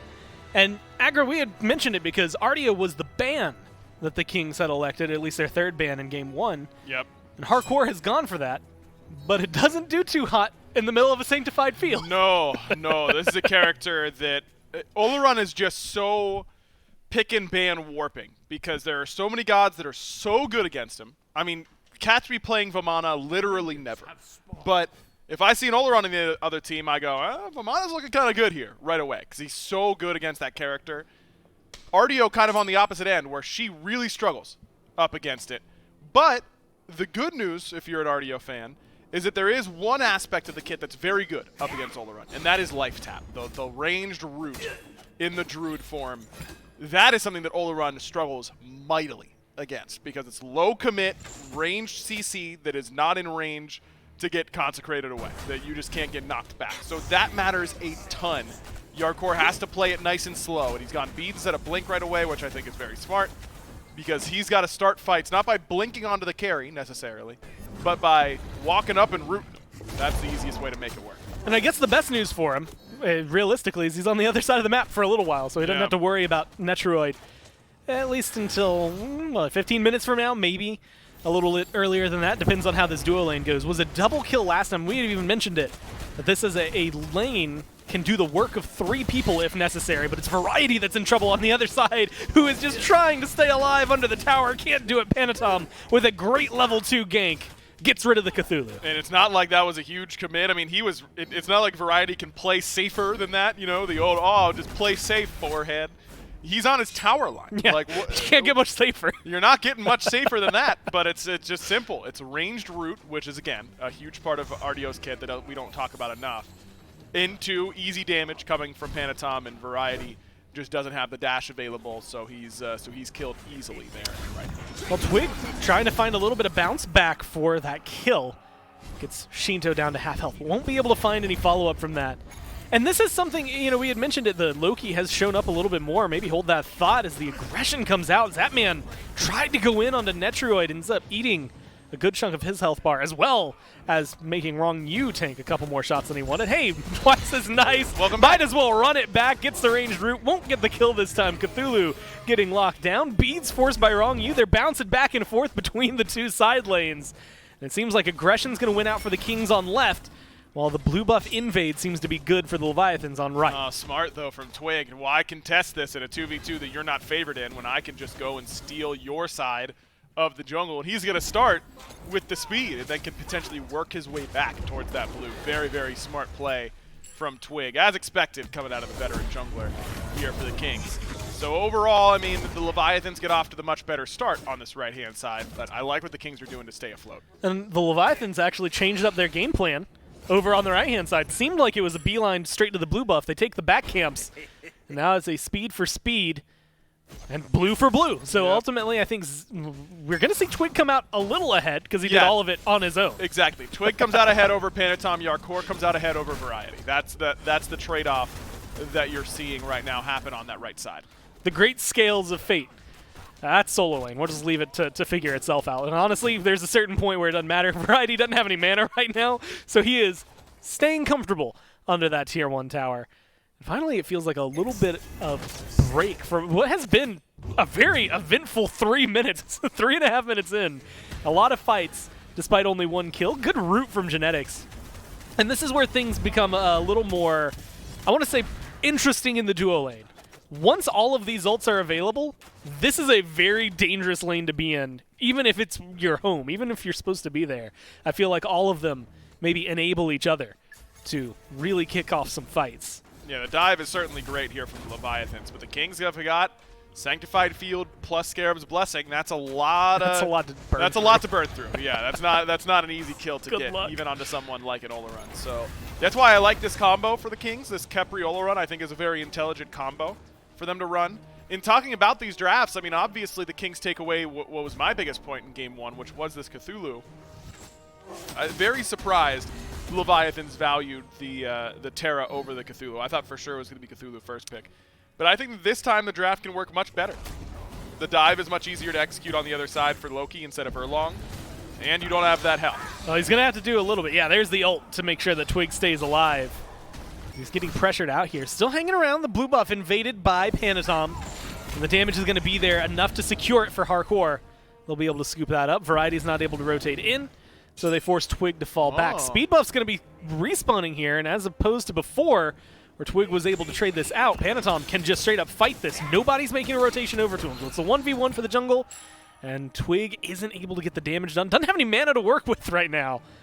So he just has to watch as his speed buff gets taken away from him. Yeah, that's a smart play there by Panatom. Shinto wasn't there, so he was resetting. So really, Tings probably should have given up that wave in order to rotate over. I mean, Panatom doesn't have Blink, doesn't have Ultimate. Probably should have been a rotation. I mean, it's a you have to give something up for it for Tings. It's certainly not a free rotation, but yeah, I think it probably would have been worthwhile. But either way, Panatom gets away with it because of a smart play. And now you look at what's happening on the solo side is that Variety is falling further and further behind. The duo lane has stabilized, I would say, for the Leviathans. Shinto in a little bit of trouble, maybe a lot of bit of trouble, takes way more damage than anticipated. Twig, or Tings, ends up getting juked out slightly. Cudgel makes up the difference, though, as he turns around, gets a kill onto his opposing mid laner. Much earlier mark for the Sun Wukong than in game number 1. especially shutting down this Morgan Le Fay, keeps it 1-for-1 in terms of kills. And that's exactly what we were looking for from this Wukong mid. It's a little bit more early game aggression, and you'd think that Erlong is going to facilitate that better, but Twig has just been so good on this Loki. I think Loki's just the best assassin in the game right now, save for maybe Set. I think that he's just a cut above the rest among the assassin tab, and so you just have an easy avenue in after that blink, slows down Shinto, forces his ultimate, and then Tings, even if he misses a Somersault Cloud, you can't miss Somersault Cloud and Jingu Bang back-to-back. It's actually in their contract as SPL players. You're not allowed to do that. Otherwise, it's like a 1K fine. Right, Something, yeah, you get something fined for that. problematic. Yeah. Well, it's been working out pretty well for him so far this game. I think last game ended, 2-2 and some number of assists. It was 1-2 and 0, really close to the end, and got a single kill afterward, maybe an assist. So already feels more comfortable. Panatom has the cooldown and knows exactly where he wants to be. Speed buff once again taken away from Twig. He's going to be entering, the second minute now of no speed buff. Panatom's going to be able to back up, get his own when it respawns as well, so he's feeling more than comfortable with this amount of invades that have come through. Maybe the most speed invades we've seen in a single game, especially sub 10 minutes. And especially one that's close. This isn't a total blowout. I mean, the Leviathans are certainly winning. They're up over 1,000 gold 7 minutes in, so that is certainly a lead, but it's all on this right side of the map. Netruid is free to fight, Tings is free to fight, so as long as the Kings can keep fights out of that left-hand side, they should be okay. They're doing fine so far. Netruid takes ever slightly so much damage here in the duo lane, but no big pressure has come through. We had mentioned there was a point last game. Sanctified Fields and Beads were down. We didn't see much aggression when Olorun was at his most vulnerable. Right. Now he's got both of those things, and we still haven't seen any aggression. I mean, a little bit of poke getting thrown out. But Zapman and Wrong Yu haven't necessarily been able to dominate the lane the way you would expect. And the bad news is, for the Leviathans, is that while they have this lead you had highlighted, hovering mostly on the right-hand side, there's a certain point where Variety's still going to be a late-game Cthulhu, but Tings might be a different story. Can't make it up onto the Somersault Cloud, and Wrong Yu gets credit for the kill. The 3v1 chases down Twig as well, forces the Assassinate, and makes sure that the Kings are uncomfortable in the mid lane. Wukong became the hunted. He thought he was the hunter trying to spring a trap there on Shinto with Twig's positioning as well. Panatom, that tower had no health, blinks forward, doesn't get the Cthulhu, but does still get the tower, forces Variety to fall back under the tier 2, and guess what happens to be here? Blue buff, you'll never guess what spawns in just a few seconds. Speed buff as well. Variety, though, that gets rooted, forced to ult, but the health is low, and the damage is there. And that is all that matters. The Leviathans are able to pick that up. They fall back to the blue buff. I'm keeping my eye on the speed. It looks like Tings is helping out his buddy. Is going to secure that one so Twig doesn't have to go another speed buff without having some sort of enhancement in the jungle. Man, but it's still a big win for Panatom. The Leviathans, they're talking on Twitter all the time about being sleepy. Their team merch is a blanket. They're always talking about sleeping in and all that kind of stuff. I thought maybe the 11 a.m. start might mess with them, and I'm not even trolling with that part. I really thought they might come out pretty flat. Here's the secret. They didn't go to sleep. They're going to nap after this. That is almost certainly true. But it's really the Kings who are looking sleepier. You think the early start would help out Tings and Gen X as they're starting a little bit more normalized over in Europe. 4 p.m. over there. Right, but it seems like the 5 Kings now? just have not woken up quite yet. The Leviathans are just aggressive. They are not making mistakes. They're forcing the Camelot Kings into bad situations. At 7.5 minutes, I said it's about 1,000 gold lead. That's pretty good for a lead. How about 3,000, nearing 4K at 10 minutes, just 2.5 minutes later? The Leviathan just turning up the gas and taking intelligent fights and not backing down whenever the Kings are slow to rotate and slow to be there for these objectives. And it's such an interesting curve because it's an initial bump up, which was the first blood, right? And then a slow but steady build up from 600 in the lead to what was 2,500. And now they're just sitting pretty. 4K up, and they get themselves a Pyromancer to boot, and they're controlling the right-hand side of the map. Looking to get aggressive. Twigs half health. It is easy for Panatom. Bat out of hell, forces the ult, and Twig is 2 levels down. and spending a lot of time in base trying to heal up or wait to respawn as of right now. It has not been as efficient a game for the Loki as you would like. And this is what happens to the Kings sometimes, doesn't it? I mean, how many games have we said, yeah, I like their draft. I think they're doing things well. They just aren't doing the things. Their theory on how to do the things is good, but they're not actually going out there and executing it all. And the Kings are just letting it happen around them. Well, this might be the chance to turn it around. It's Hardcore and Wrong You versus the world, it feels like. Panatom's still hanging around, though, and they've got just enough healing, just enough health to make this work out for them. But it is a low call. Hardcore is getting forced out, and there's the Cthulhu Variety. Not sure who he wants to focus on. They turn around onto Panatom, and they get the kill onto the jungler. Shinto's rotated in, and some low health bars. Tings and Twig are going to get chased down. Shinto tries to find him, but won't be able to close the gap. Variety has to come out of the ultimate. It looks like the Kings are going to be able to disengage the way they would like to, stay alive, and get themselves a kill. Unbelievable that Yarkour doesn't die in that, because he was the primary target for a lot of it. That was that man finding out Netroid, not where you would have expected it, but over here in the left side jungle, he's going to be fine. Yeah, I thought that might be a little bit more, but Netroid smartly holds on to the ultimate, knowing that Zap still has EI Jutsu and that mounted archery. He was never going to get caught by Sanctified Field for any significant amount of time. Going back to that fight on the right-hand side, I mean, Yarkour is the primary target, and I think that Shinto just takes a little bit too long to get there. I don't know if he was coming from base, but based on the time that it took him to get there, I think he may have been coming all the way from base. And that's just a bad communication moment there from the Leviathans to end up taking a fight that they know Tings can rotate to, that their mid laner cannot. Imagine if Shinto was there from the beginning. They crush that team fight, because there just wasn't enough anti-heal to take down this RDO, even though Tings had Brawlers, Variety has Pestilence. That's a lot of anti-heal, and it still wasn't enough up against Terra RDO.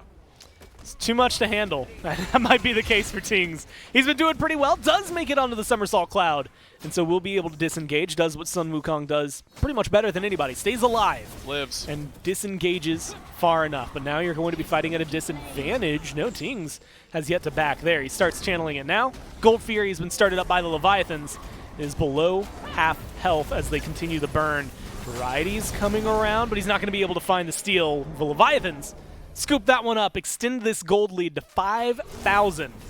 And they maintain the pressure they have on the Kings. And like last game, I was talking about these assassin mids constantly skill test you, because they force you to play properly with your relics and your positioning, even if they're behind. Because they just build full damage, they have the capability to one-shot you.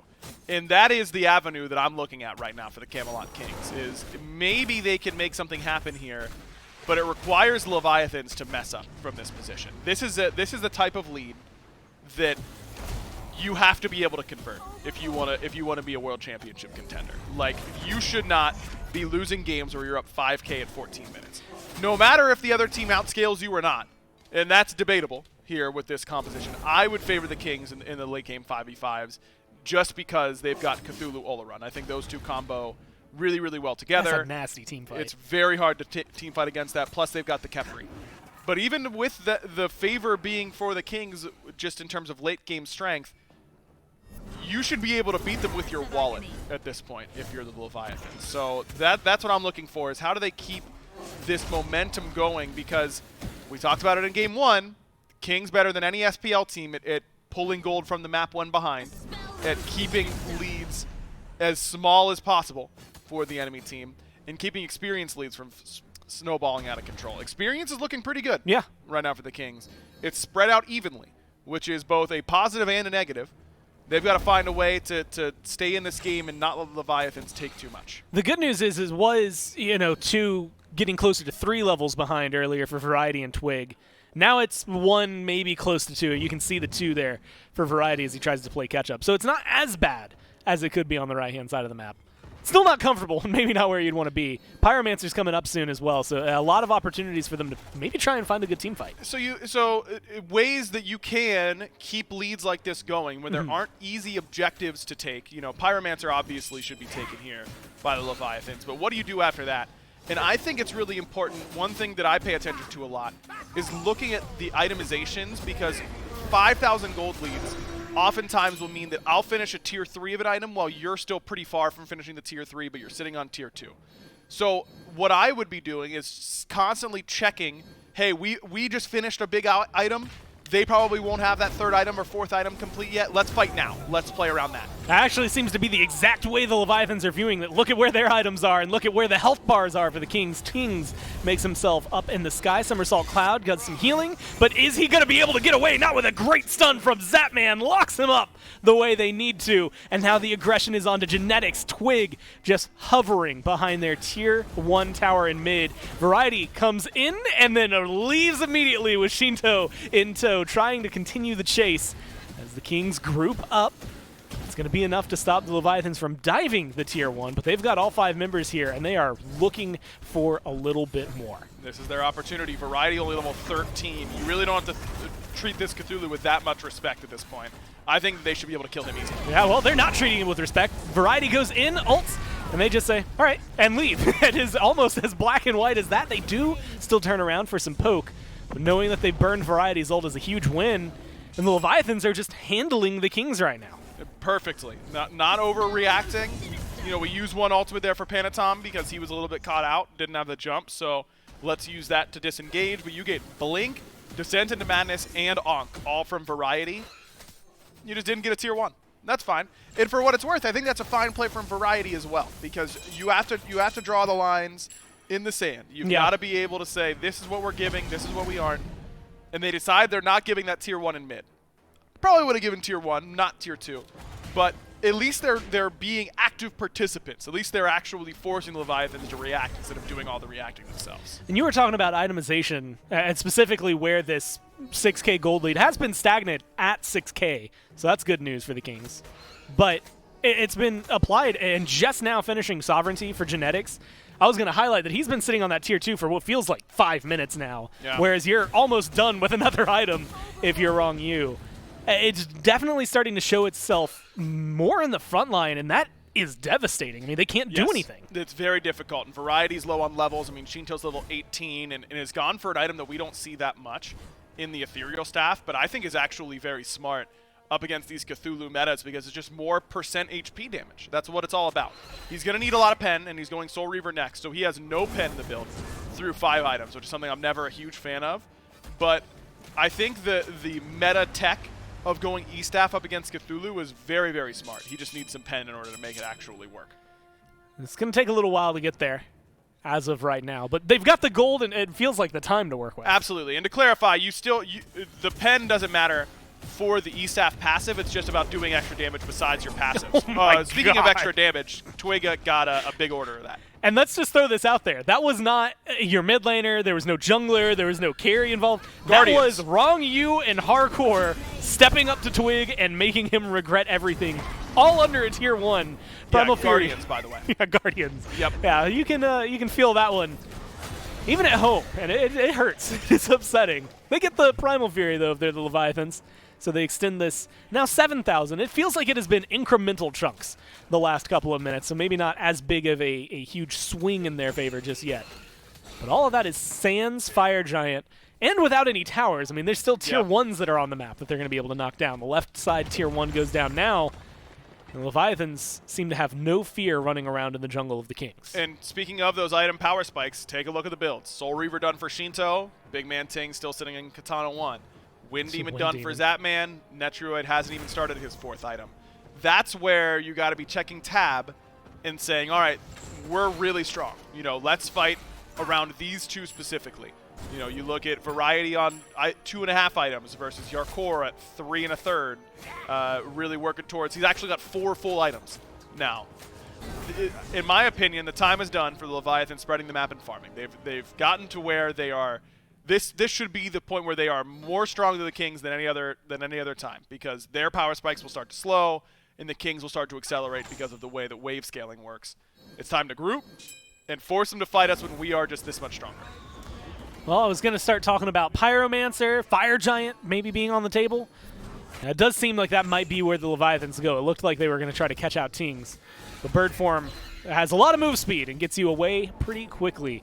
Panatom is chasing down Genetics. It's a 5-level gap between the jungler and the support, and some body blocks are going to be good. They're going to go ahead and proc the Scarab's Blessing, because who cares? You'll just kill him afterward. And they get rid of the front line for the Kings. Variety is locked up, forced to ult, and they are still chasing him down and burning him with nothing to worry about right now. Variety's trying to turn it around, but nobody is hurting on the side of the Leviathans. They're going to be able to heal this up and turn their eyes right towards the FG. And this one's going to be easy for them. No shot the Kings come in to contest. Maybe you send Tings on the suicide mission, but it seems like he's just trying to get to that point where he can actually one-shot Shinso or Zapman. Leviathan just keep doing it. They keep grouping faster than the Kings. They keep taking outnumbered fights up against the Kings and just playing smart around these objectives.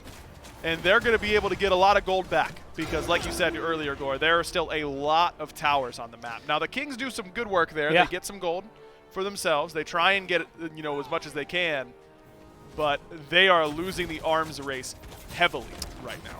3.5 minutes on the power play, and the Fire Giant is strong on every member of the Leviathans. They get the tier 2 and right. That trades out the one the Kings just gotten left and keeps them at a net neutral 10,000 gold ahead, which I'm sure the Leviathans are just distraught about as of right now, as you can imagine. Tough, yeah, very, very tough for them. Hopefully they'll be able to maintain some mental toughness here.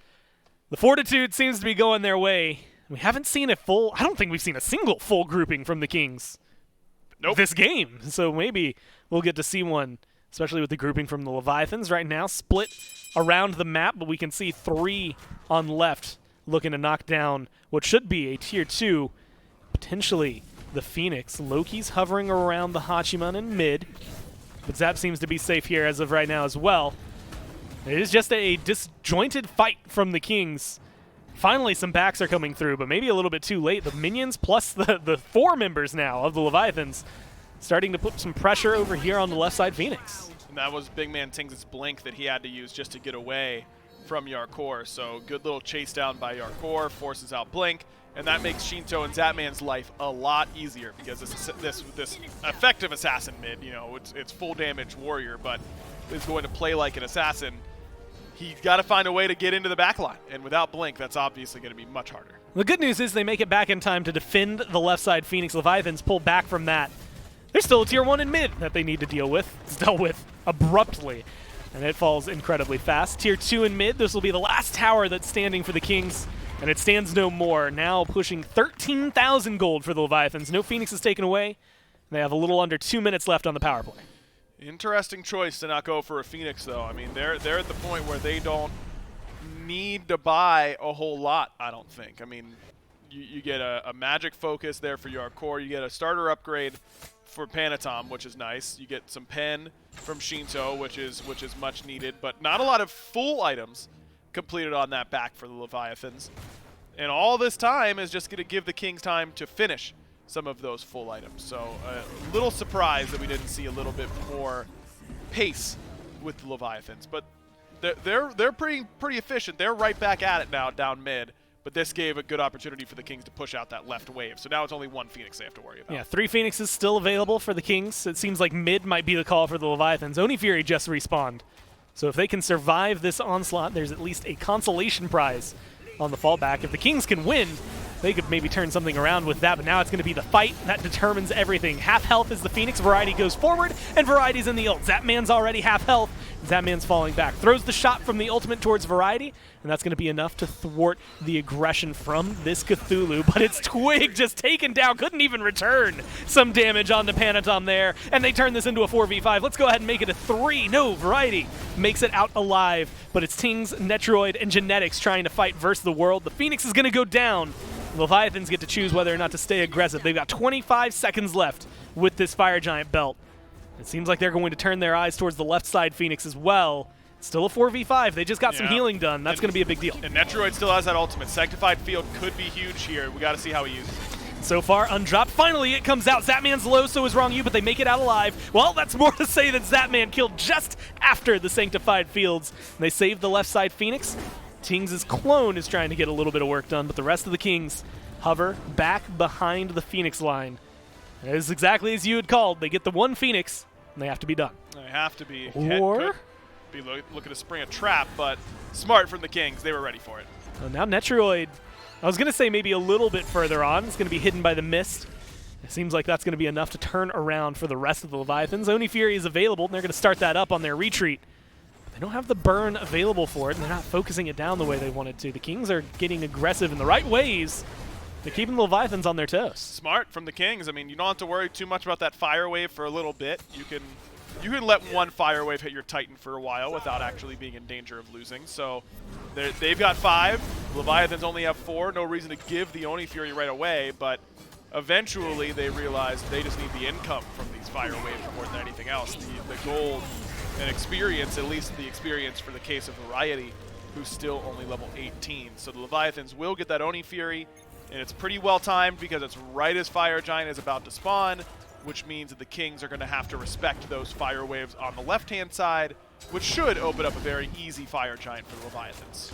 Yeah, Pyromancer is up and available. Fire Giant up and available. The Kings on the left side of the map as of right now, so a lot of golden opportunities for them. Plus the crit has been finished. You had mentioned it. Shinto now does have the full Op Shard as opposed to just the Tier 2, so already feeling maybe a little bit better about that. Yep. Relics are going to be up. 20 seconds left for the beads. Most they're going to be missing is Hardcore's CC immunity in the beads as well, whereas the other side's still struggling a little bit, mainly in the support role, but also a little bit there for mid with Tings.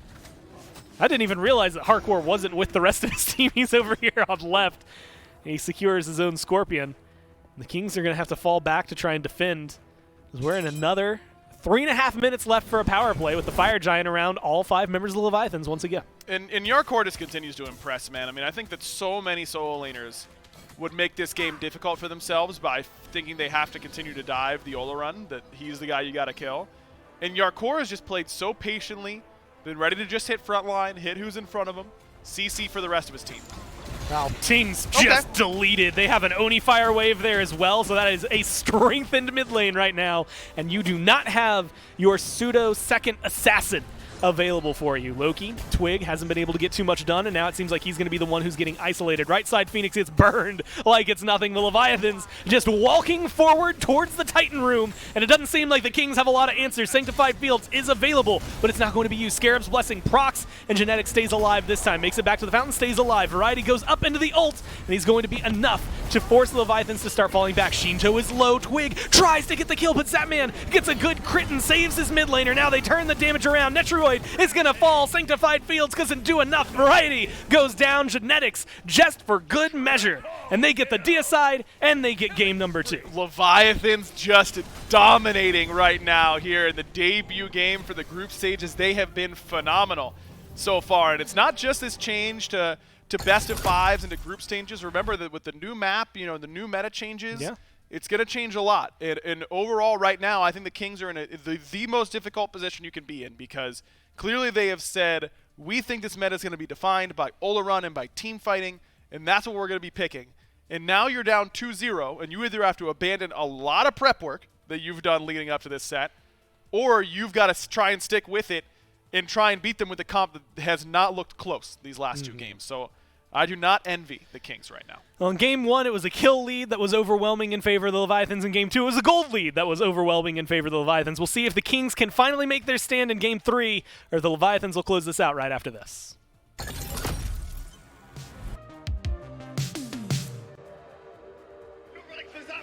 he had the horsey, and horsey, don't you stop! I don't care! I know! I gave up dabbing for Lynn. Cool. No more dabbing for final. He looked at me and said, I'm going to be on that stage next year. I'm going to become a world champion. Ripping through! Titan down 4-3! A double cover!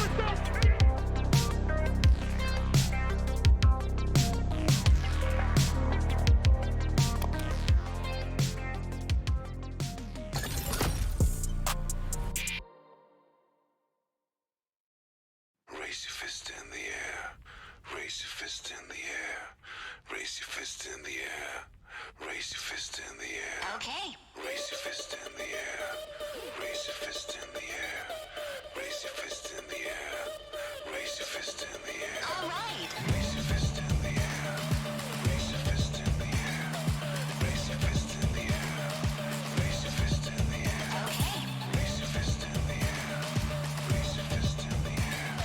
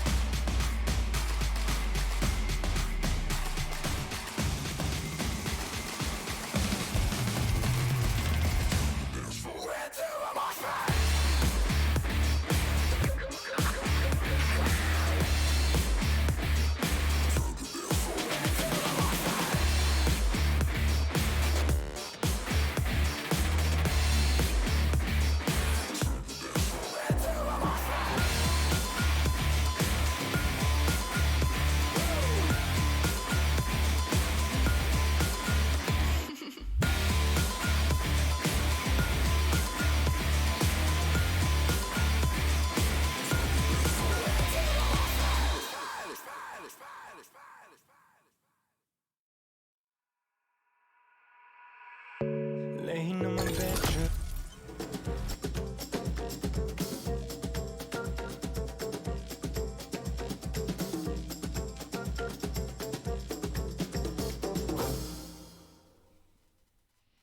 Well, another dominant performance here out of the Atlantis Leviathans in Game 2 to bring themselves up 2-0 in the set and get themselves poised towards that world stage. And speaking of the SMITE World Championships, we've got a really snazzy bundle that's now available to all of you at home. If you go to shop.hi-rezstudios.com, different link than what you're normally used to seeing here, there's a lot of things you can get in this. The bundle itself is $60, but you get a zip-up jacket, you get a SMITE World Championships ball cap, you get an autographed wall flag from the SMITE Pro League players. So if you got a favorite SMITE Pro out there, make sure that you pick this up because that wall flag has all of their signatures on it. So if you've never gotten an autograph by your favorite pro, now's your chance to get it. You also get a postcard with an original art piece, and then you also get the Season 8 digital loot pack. All that available to you at shop.hi-rezstudios.com, $60 on the price tag. And that's a lot of cool stuff that you can pick up for $60. Make sure that you go ahead and grab them. What you got over there, Mifflin?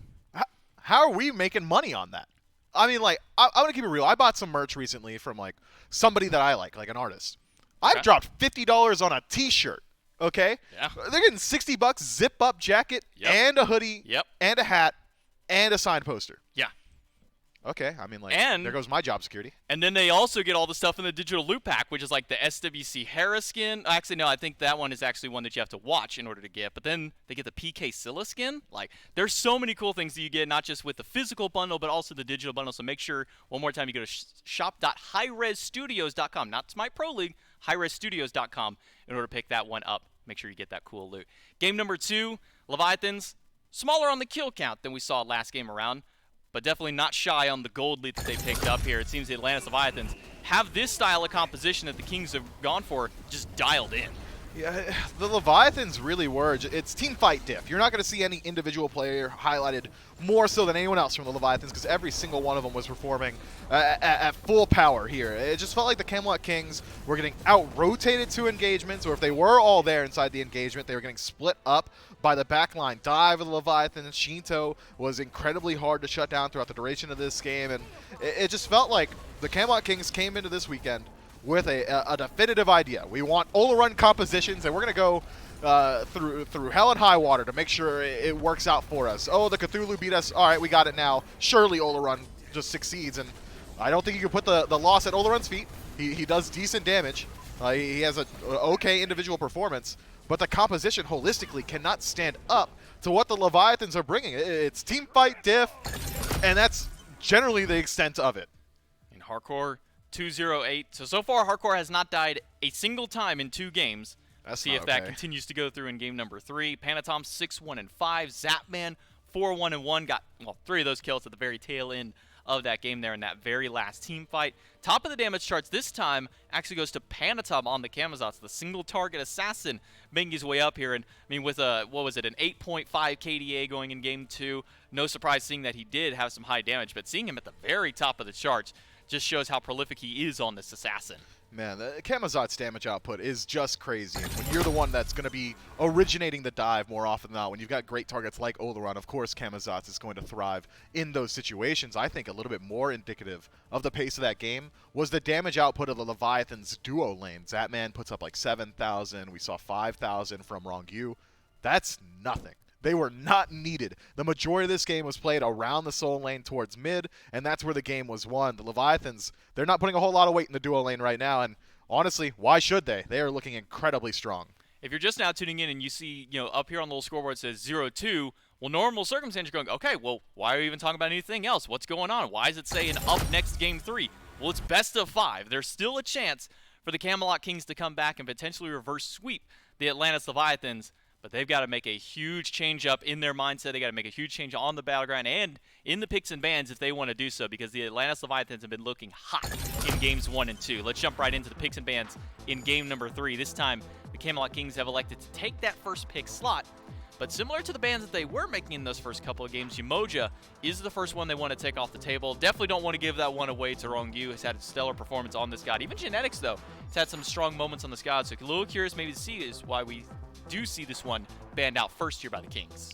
Yeah, I am curious going forward to the adaptations that the Kings have in store for us in a Game 3 situation. Every single game so far this set, the Leviathans have taken Terra in that first slot. We get a very heavy look at how highly they prioritize this pick. The Leviathans say, if we can't have her, we are certainly not playing against her, and they believe the Kings would have taken that Terra in the first pick selection as well, so they ban it out with their second overall. And I tend to agree, man. Terra's late game or even mid game, Terra's just team fight, full stop. I'm not going to put a qualifier on it.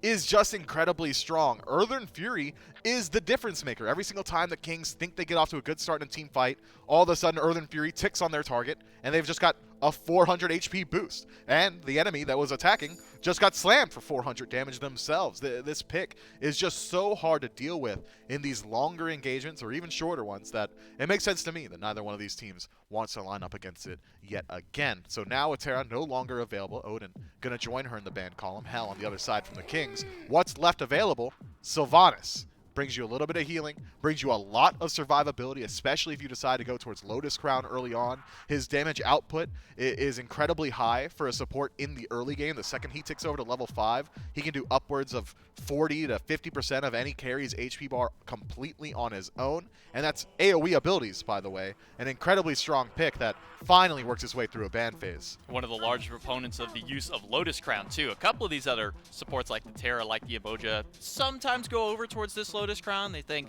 you know, this is okay item, but Sylvanas really a strong proponent of that item just on itself. The Atlantis Leviathans, they've been banning the Izanami in that first pick selection the entire first 2 games. Now here in game 3, now that they have the second pick, they're going to lock in the Izanami. They hovered the Ola run there for a moment, but are immediately recognizing, hey, the Cthulhu is up. The Kings couldn't perform very well with it in game number 2. We dominated with it in game number 1. They're going to go right back to it. And the Camelot Kings, they're not faulted one moment here. They're going right back to this Ola run, and I'm kind of scratching my head a little bit out of here because so far, Mifflin, game number 1 did a lot of damage, got a good early double kill. Game number 2 had some good damage. But we haven't really seen this Ola run really shine just yet. No, we have not. So if the Kings lose this game, we could chalk that one up to hubris, to overconfidence, arrogance even, going towards this Ola run yet again, especially considering the selections that the Leviathans had already made at that point. Cthulhu is still one of the best counter matchups into Ola run. Descent into Madness just beats your ultimate. Ola run is not allowed to play as long as this Cthulhu is in the team fight. And the same can be said of Camazot's early game pressure, the place where Ola run struggles. Well, he's playing against the highest pressure ADC in the game right now with Izanami on the other side. It feels like the Leviathans, they call the bluff. No way the Kings go back to Ola run. They shouldn't because of the composition that we have. If they do, feels great, man. And the Leviathans, well, they feel great, man. It's going to be a Ratatosker for the Camelot Kings, so looking towards potentially throwing that one in the jungle for Captain Twig. He's pulled that one out a couple of times in the earlier half of Phase 3. He's going right back up against the Camazots, now with the second wave of bans starting up here. Nike, the first one taken away by the Leviathans, a warrior who has really been having a dominant performance in that solo lane. Still a couple of other big solo priority picks they could go for. The Ardio got banned away with that Yamojin Hell in the first phase, so a lot of the healing, a lot of the control has been banned out by the Kings. But with some more solo lane bans coming through, King Arthur is still up if Variety does want to go back to, and will still be available because the Giannis is the second ban here by the Kings. They really have something going here for the Giannis. They really just don't want to fight Giannis. That additional layer of survivability might be pretty hard to deal with. Just being able to spawn multiple portals on walls when you're trying to chase out individual targets. Like an Ola run, you don't have to deal with that added layer of safety. So the Leviathans take that one off the table themselves. The King, that Ymir ban, I believe, incredibly intelligent. It's a pick that Rongyu has kind of put in the back burner in recent months, but certainly one that he is very adept at playing, and one that would have just brought a lot of strife to this King's draft. Sylvanas, Ola run, and Ratatosker struggle mightily up against those Ymir walls, so smart ban from the Kings here. I think that the Kings have at least drafted another threat with Ola run. One of the weaknesses of drafts of past was the fact that Ola run was kind of the only person that the Leviathans needed to shut down if they wanted to win a team fight cleanly. Now Ratatosker, assuming it is going to the jungle, assuming it is going for an assassin-style build, should be able to generate some threat in his own, burn away some of these relics, or at least some of these ultimate cooldowns, and force the Leviathans to work a little bit harder on their ability to dive the back line. But the Leviathans may be realizing that they will have to work harder on dive, draft some pretty good stuff after the second phase of bans. Bacchus locked in. That's a pretty good CC engagement. The belly flop going to be very hard for Olorun to deal with. You can make them drunk, so it's a little bit more difficult to land your auto attacks. The stun isn't going to struggle too much up against anything that the Kings have so far. I believe it's only Ratatasker and Tiamat with the capability to stop him from actually channeling that ability. Erling Shen will count himself among those as well with a 9 turns blessing. But if you're trading your ultimate for Belch, you're probably not feeling so great. Bacchus here for Leviathans and a Morgan Le Fay as a final selection. I'm going to go back to the other side here. Tiamat, not looked at all. Game number 1, game number 2. We all know how strong Tiamat is. And then Erlang Shen thrown in here in the mix of that. That now has me wondering, this Ratatosker that got picked up earlier, my initial thought was, Captain Twig had success on it previously, did just fine, no problem seeing that go back. With Erlang Shen, who we've pretty much primarily only been seeing in the jungle as of the entirety of Phase 2 and all the way up here through Phase number 3, does this mean this Ratatosker is going to be going over towards solo lane instead? I believe so. Seems like the Camelot Kings have been paying a lot of attention to the North American SEC playoffs because Relentless One was a player that loved going towards this Ratatasker very early on. Goes for a semi-hybrid build, a little bit more damage leaning towards the late game, and tries to rotate out a lane pretty early on. But if you are matching rotations, well, let's compare the rotation of a Cthulhu to a team fight to a Ratatasker. Rat will get there first, and if he's able to hit the ground running, start off the fight by finding a pick, that's great for the Camelot Kings.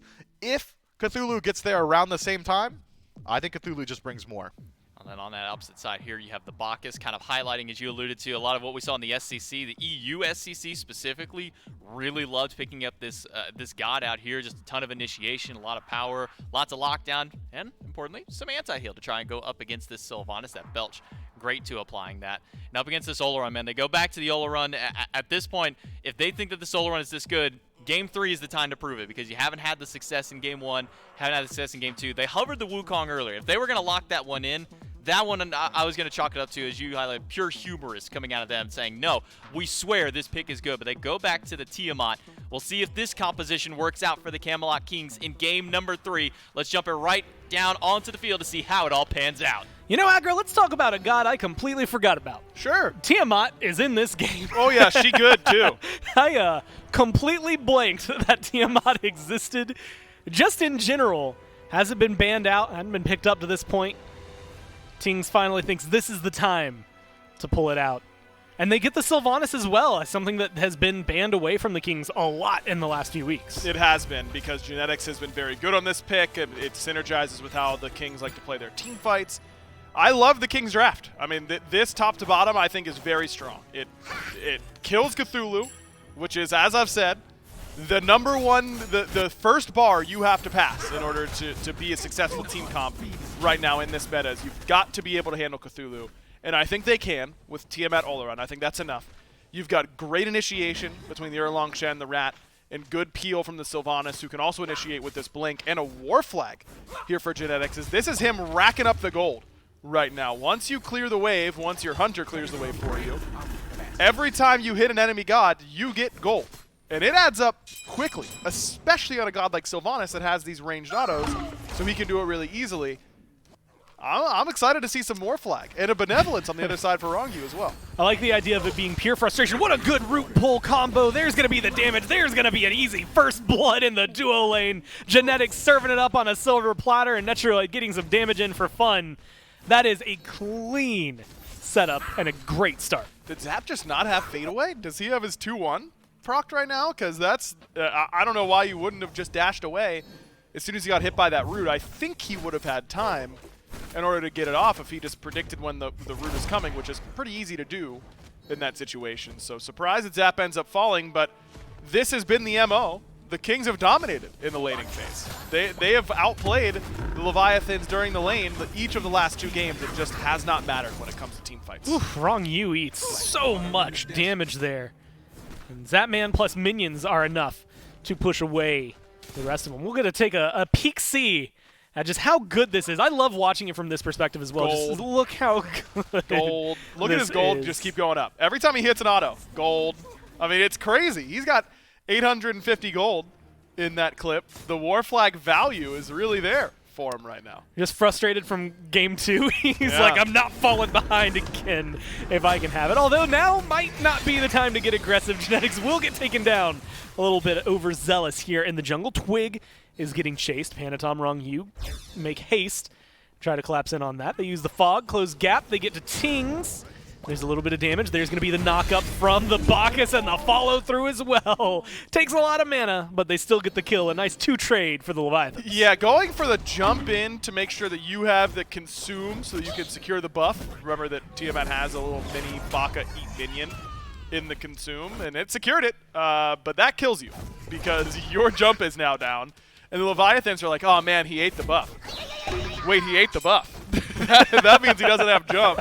And that's an easy kill, and the beads now down for Tings as well. Oh no, Variety, yeah, has to stay safe here. Luckily, Ratatoskr does that pretty well. Still has ult, so maybe not worried about his health bar, but Cthulhu kind of giving him the hands as of right now. And what is, I mean, still admittedly a good gold lead for the Kings, has definitely started to get chipped away thanks to the Leviathans over here. Bacchus is not necessarily maybe polar opposite of Terra, but a wild style change here for Rongyu. And not a god that is at the forefront of most people's minds when it comes to supports right now. No, but if you watched a lot of the SCC circuit playoffs last week, then you saw a lot of Bacchus, mostly in Europe. But he was kind of everywhere and looked awfully good to me. I think this god, everyone says, oh, you have to use your escape to initiate. And I'm like, yeah, I don't care if you live. You're just there to do the CC and the damage for me. Yeah. So I'm fine with it. It's great initiation, decent peel, not great in peel, but okay at the very least. Intoxicate's a better peel tool than people give it credit for. Damage, he's the tankiest character in the game, except for Cthulhu when he's ulting. And now you got both. So you have like the 2 tankiest characters in the whole game here for the Leviathans because he gets damage mitigation and protections buffs from being drunk and then using Chug. So I'm a big fan of the Bacchus. I think it can be very good. I like it up against the Erlong. I like it up against the Olorun. Those are picks that are going to be very, very hard pressed to deal with something like a Bacchus. Well, after some early aggression from the Kings, I was going to say it falls apart right here, but they might be able to return something. Panatom is alone in the jungle. Finally has some backup. Rongyu with Zap not too far behind. They're going to be able to disengage. No invades coming in from the Leviathans on that.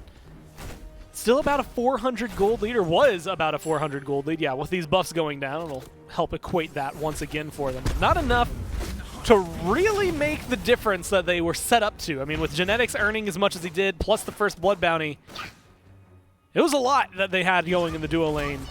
All maybe made negligible. We'll have to see if they can keep that up on the side of the Leviathans. This is normally where we start to see the turnaround. But unless this goes really well for Twig, which it might, Yarkour has no mana to work with. Variety keeps him busy. There's going to be a good taunt. They do have the pin still available. The damage is there, and they pick up a kill. They shut down the Cthulhu. They might even be able to chase down Panatom. Not a lot of mana to work with. And it seems like that's going to be the call. Solo kill, get out. You know what's crazy is that that's Yarkour's first death of the set. He was like 8-0 My God, you're on right. the Cthulhu and didn't die on the RDO either. So they've finally done it. At the very least, they've actually killed Yarkour. Hour of gameplay later. An hour of gameplay later, but now this is the first time the Leviathans haven't dominated on the solo side of the map. They dominated the last 2 games over here in solo. And this time Variety takes a god with a little bit more agency to it in the Ratatoskr, and Twig is actually spending significant time on this right-hand side. And would you look at that? Yarkour's got a 2-level deficit, and Variety now, for the first time this set, has an opportunity to make a bigger impact. And overall, I mean, he had a massive amount, almost 1,000 gold ahead in terms of net worth just for Variety. That is a lot of money to be able to work with. Early on, I mean, it's going to be able to make a nifty difference to you. You can see him trying to leverage that over here. Sanctified Fields gets thrown out in the duo lane. Zapman going 1v1 against Netroid, losing dramatically as of this point. The Olorun needs a couple more hits, but doesn't have the speed to catch up. Zapman stays alive, gets out of this one. He's going to have to be careful. There's a rotation coming through. I see a Sylvanas. Twigs over here as well. It looks like it should just be the Draugr. You're going to have to fall back and play carefully if you're the Leviathans. And that was Zap's beads as well. Didn't use the ultimate, and that's another thing about Sanctified Field is that it's just hard to hit your abilities on Olaran because he's so fast, and that Dark Portal will open up more slowly. So I think Zap's actually right to hold on to the ultimate in that skirmish, because I just don't think he would have hit it because of Neteroid's movement speed and the interaction. So very, very, very smart play. So look at where Rongu is. He's in the mist. Yeah, Panatom is laying in wait as well. The jungle seems to be great. The mist helps on one side. Panatom just plays the role of jungler on the other. They collapse in. Don't get the beads, but with Sanctified Fields down, made it a lot easier to turn that kill, and they seem to be turning their eyes immediately to the Gold Fury. Big Man Tings is here, but they have Shinto. It's a 4v1 if they choose to fight. They're going to jump over the wall and engage, and then immediately fall back. No Gold Fury, just the Oracle Harpies. Still a win for the Leviathans. Still a win for the Leviathans. I think it's right for them to play a little bit more slowly around the actual Gold Fury itself.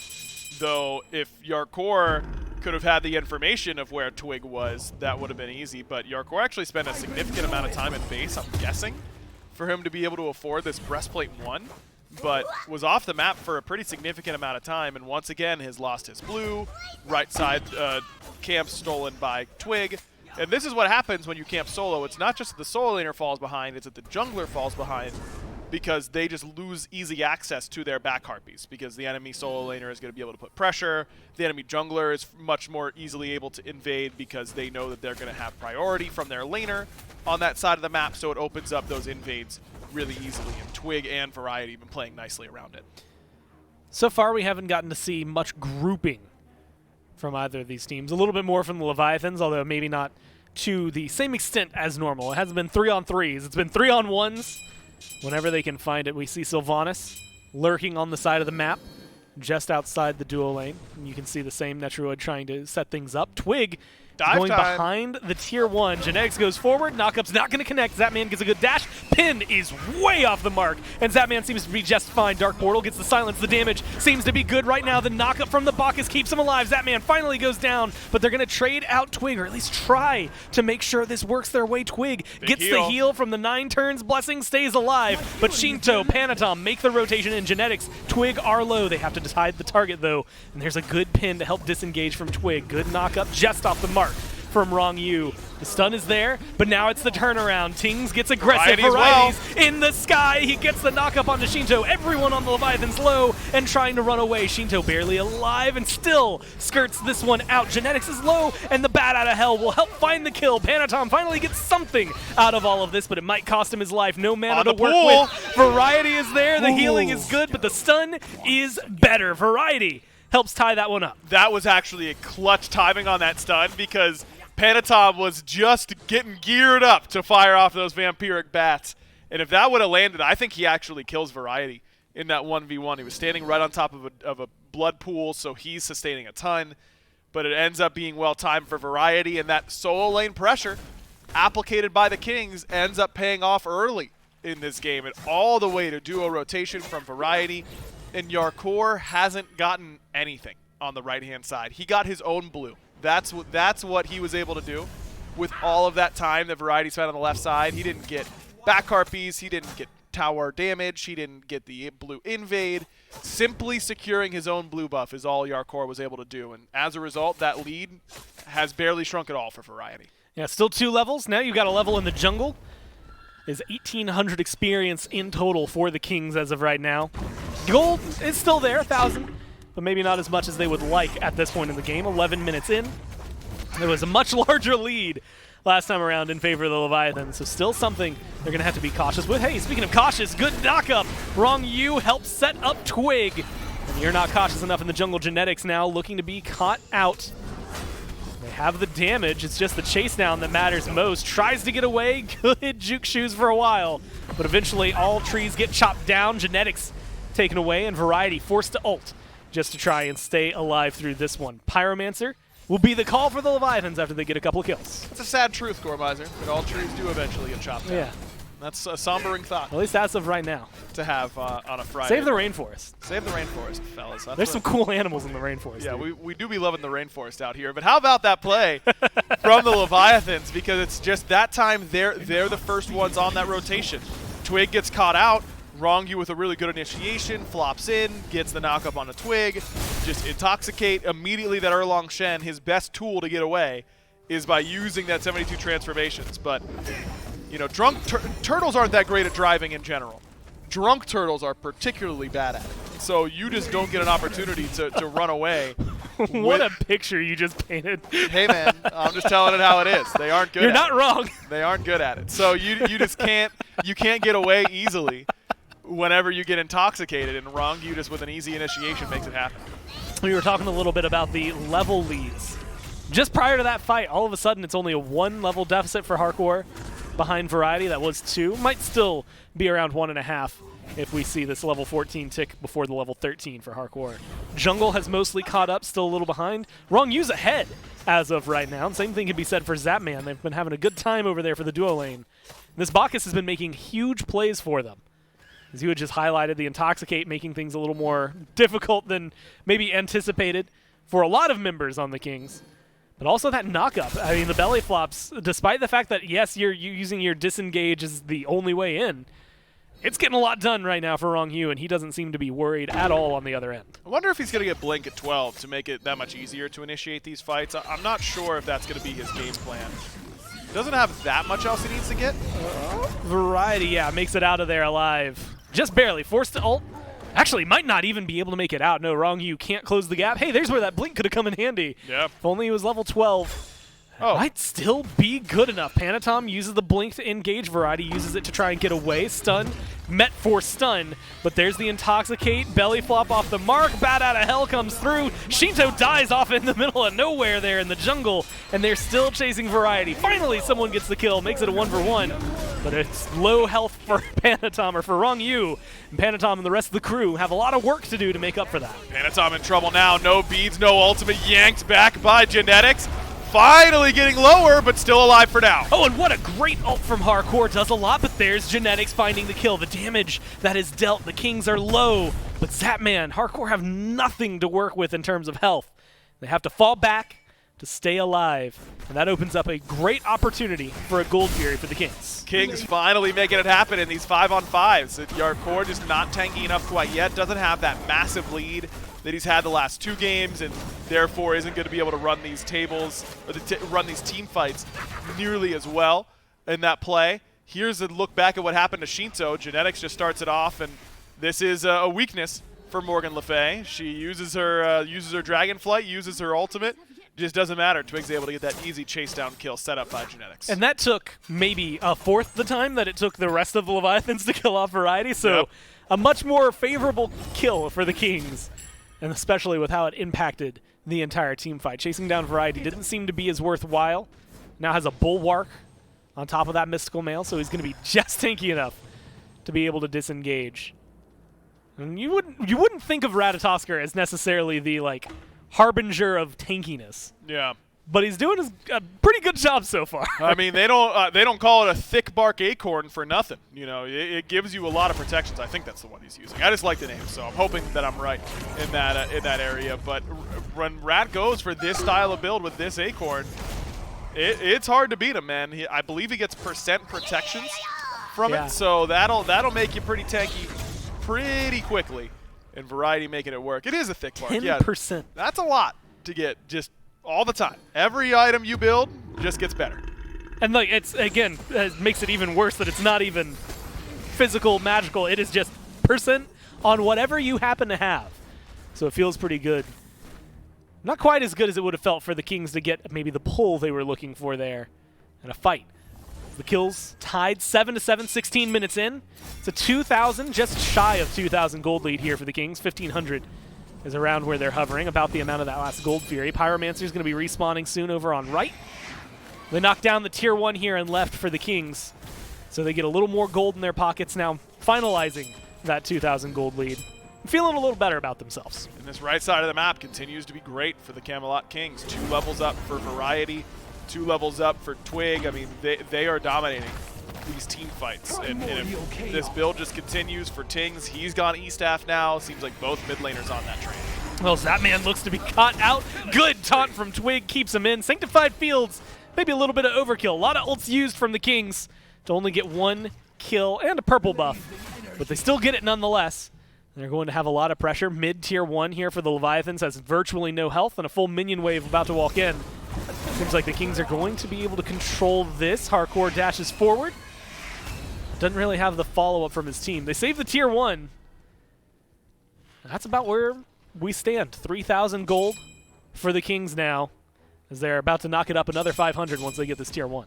And the key now for the Kings is making sure that you don't get Let's make it 1,000. Yeah, let's make it a little bit more. I think that I would be worried if I were the Kings about the late game scaling here with the Leviathans, because this Cthulhu's behind right now and doesn't feel very hard to deal with for Tiamat or for Oleron. And Tiamat and Oleron are going to do more damage as the game goes on. They're going to get a lot, but Yarkour will get pretty tanky as well. So I'd be a little bit worried about handling this Cthulhu. I'd be a little bit worried about how we're going to be able to scale with Erlong Shen versus Camazotz. I think Kama scales a little bit better. I think Bacchus in the late game is better than Sylvanas. You know, I love the Oleron and Tiamat. Those two are very strong. But this front line for the Leviathans is going to continue to get better, whereas oftentimes it's the other way around, that back line will outscale the front line. This might be an instance where the Leviathan's front line scaling is actually good enough to compete with some great late game scaling here from the Kings. We have to talk about where this gold lead is. I might have to wait a second while Rongyu takes maybe more health than necessary. He does stay alive just off the mark with the pull. Shinto, at least a little clone, goes forward. A little bit of gold, or a lot of gold, in the solo lane. A full tier 3 item over where Yarkour is. Yarkour has nothing in that 5th slot. Whereas look down towards the bottom, and I just caught this, just now picks up a tier 2 for Zapman, going up the Light Blade tree, had finished the Executioner prior to this last ring from Netroid. So a little bit of gold and a little bit of a level experience over there. It's variety through and through for the Kings right now. That is making a huge difference for them. Yep. Primal Fury is about to respawn, so that's another good opportunity to expand this lead. Rongyu gets pulled back. We'll see how tanky this Bacchus is. Went for the Ankh at level 12. So he has to use that belly flop as a disengage, but he stays alive despite the rest of the jungle going the way of the Kings. And with the way that these mid laners are building, I feel like that this is an advantage for the Kings. That if especially, Shinto's going Soul Reaver again, 5th item. I mean, not getting Pen until 6th, I think is just so risky, because it just means that for the next 7-8 minutes, Shinto isn't going to have significant percent Pen, and that's a huge deal. And the same thing can be said for Tings, but look at the builds for the front line of the Leviathans. It's Divine Ruin for Rongyu, and Yarkour only has 1 magical defense item in the Pestilence. Look on the other side, where Variety has Bulwark and Pridwin, so that's a lot of magical prots, way more magical protection for Variety, plus his percent protections that he's getting from the Thick Bark Acorn. Shinto, even when he finishes the Soul Reaver, I don't think actually deals significant damage to Variety. And that's going to be a huge problem, whereas I think Tings, now that he's finished Soul Reaver, even though he also doesn't have any percent pen, I think he does deal good enough damage to Yarkour and Rongyu to actually threaten them. And that mid lane dichotomy could play a huge role here. It's definitely been changing up the pace of the game, and that's typical for Tiamat. I mean, you can look at left where those minions are already. Maybe the ire of a lot of players do not like having to deal with those, and we've seen a couple of games ended because of those minions. That's a good distraction point. It's going to be a grouping. Variety's isolated. Look how little damage he takes, though. About 1/3, if even, of his HP scooped away by the Leviathans. Rongyu sitting a little worse for wear than that.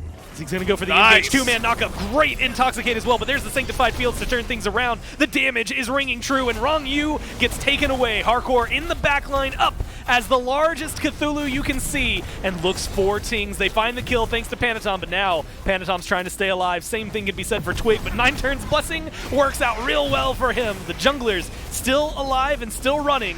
As most of the Kings are half health, Yarkour falls down. It seems like they're looking for the re-engage, a dash forward from Yarkour. They're trying to figure out who to go on, and it's Variety who re-aggresses, finds Zapman, gets the kill, finds Shinto thanks to Netroid, and now it's Yarkour and Panatom versus the world, and they just don't have the health to work with. A double kill for Netroid, and you might as well take it to 3 and a full-on deicide here in a second. Triple kill for Netroid. You called it there, Goremizer, and that's going to be Fire Giant for the Kings as they secure the deicide. That fight, just Variety makes such a big difference. Rongyu goes in, gets a big Intoxicate, gets his Ankh off. Really good initiation from him. And he's going to die to the Sanctified Field on the other end. Everyone is understanding of that and cool with it. He did his job. But Yarkour and the dive from Panatom, effective on killing Tings, but they don't take out Netrioid. And both of these backliners being so high value, but you Olaron and Tiamat, both these late game powerhouses, that it's just not going to be enough to leave one as healthy as they left Netrioid. Netrioid just healthy enough to keep the fight going. Shinto and Zap do a good job on the backline of handling the dive, but Variety's re-engage here from Zap after he had dashed in a little bit before this just ends up being a little bit too much to handle now for the Leviathans. Variety is having an unbelievable game on this rat. And that looked like it was 5 feet off from being a quadra kill picked up for Netrioid. I mean, he was just shy of killing Zap. If that Aegis hadn't been as long as it was, he would have gotten the kill onto Zap. That one got credited over towards Variety. It's still a triple kill for the Olaron. And what had been a pretty hefty deficit against Zapman is now a lead over Zapman. Plus you get the Fire Giant. This is the best that Kings have looked pretty much all set. Easily. They have 8,000 gold and still 2 towers to knock down and left in mid. With an exposed Phoenix on right, I mean, this is just writing itself to be a success story for them to turn it around here in Game 3. And Genetics has a War Banner now, and this upgrade, you know, we talk about strong upgrades for Warrior's Axe and for Bumbas and all this kind of stuff, but War Banner also recently got a buff, and it's a lot of stats that you get. Just read this as you get a lot of movement speed and attack speed. Look, if your passive is that thick, something good's going on. Yeah, it's good, for sure.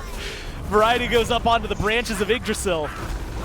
Looking for the back line. Might be able to find it. The Phoenix goes down pretty easily. Rung, you take so much damage between Netrioid and Tings that there's just not much you can do as a lonely Bacchus. There is the ult from the Cthulhu, but it's too late. Yarkour gets taken down, and the Kings are looking to run forward, potentially into the Titan room. There's a Phoenix. Can't take mid just yet. Tier 2 still available.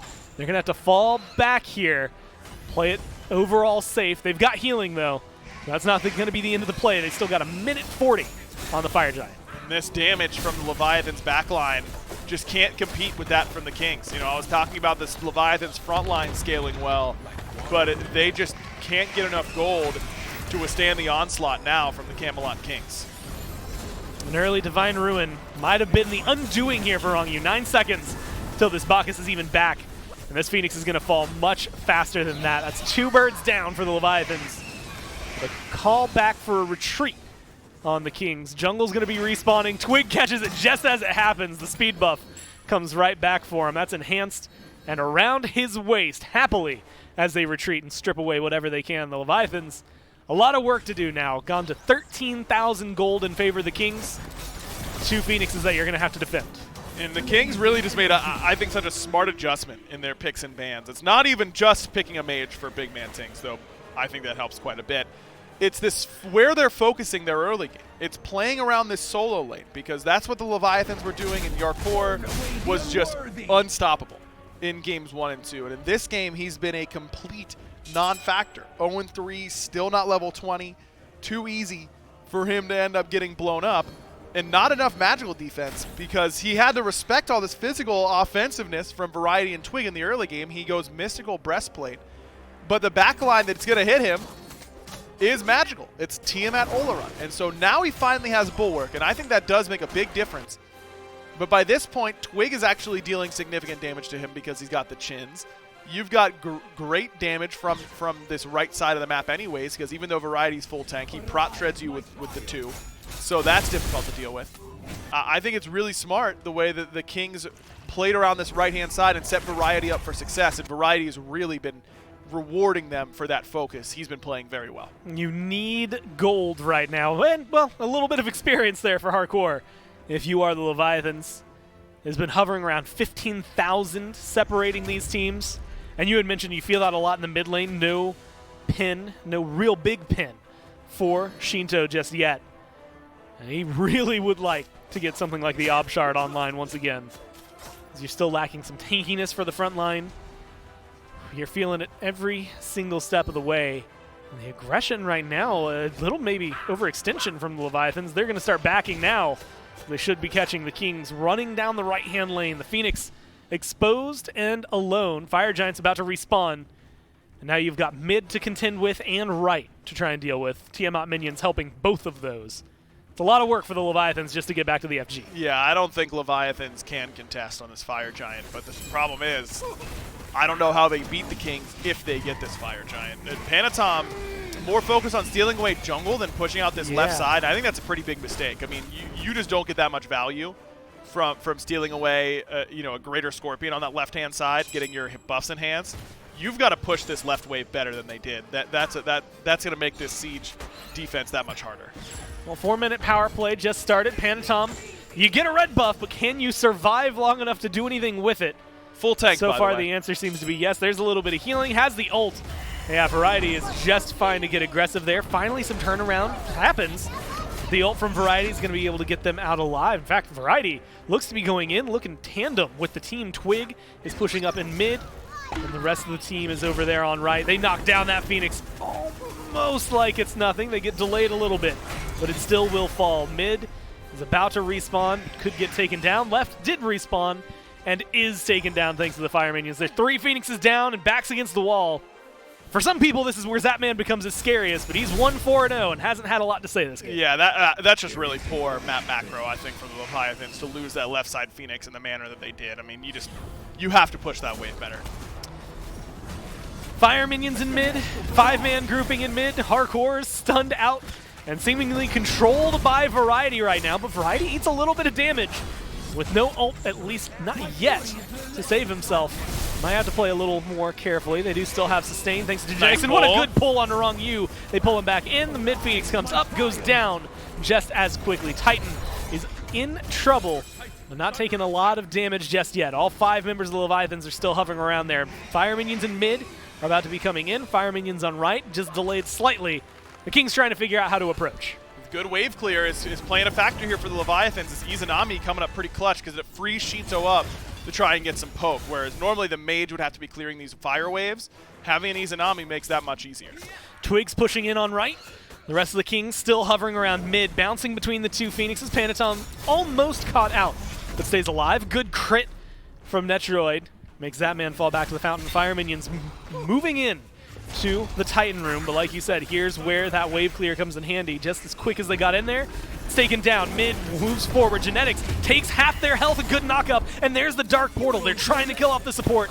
They're not able to find it. The rest of the Leviathans fall back, reset, get to the fountain, and now they've got 2 minion waves to walk forward with. That's going to be the engage from the Kings, but it's Yarkour instead who's leading the way. Twig is low, Genetics is knocked up, and there's Wrong You. They're going to turn that one around and start pushing them back one by one. Netroid gets taken down. Tings is trying to stay alive, but Panatom has his number. But Twig with a huge save slows this down and keeps it neutral. That is massive for Twig, saving his mid laner's life. Panatom trying to play patiently through that Aegis, and even though the Leviathans won the scrap, they've still got to worry about defending their base from these fire minions. They haven't killed priority target number 1. Variety still alive. Maybe not enough to get this Titan on his own, but a lot of work to be done. That is just a start. If they get a cleaner fight, maybe the Leviathans are able to turn things around, but they have a lot of work to do. 3 waves of fire minions still to contend with. And a lot of it on the back of this great engage from Yarkour and Wrong You. Yeah, Yarkour is huge. I mean, Wrong You, look at this target selection and that huge 3-man flop into a 3 or 4-man Intoxicate. That is absolutely gigantic. And look at the difference it makes for Yarkour that he gets Bulwark. That's the only difference. That and Sundering Axe. And those are pretty big power spikes for sure. But Bulwark's so critical when all of the damage at this point in the game basically is coming from Tiamat Olorun.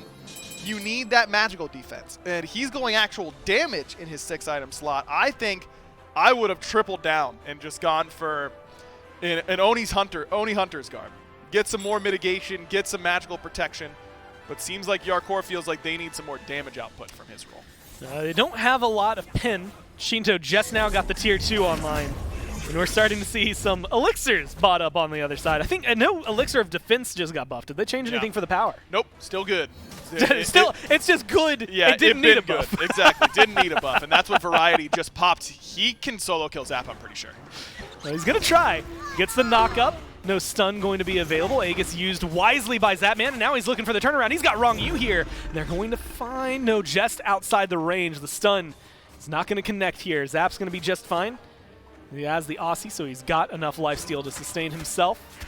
Well, Variety is a huge distraction factor. Fire Giant's about to respawn. Phoenix is across the board close to respawning for the Leviathans.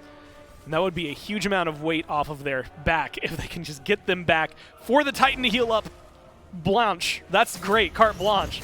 Let alone the fact that they can start expanding on the map. In Variety, oh, watch out. Panatom in trouble on the right. He's got to use Bat Out of Hell, and that's a huge deal because Big Man Tings just tossed out his ultimate.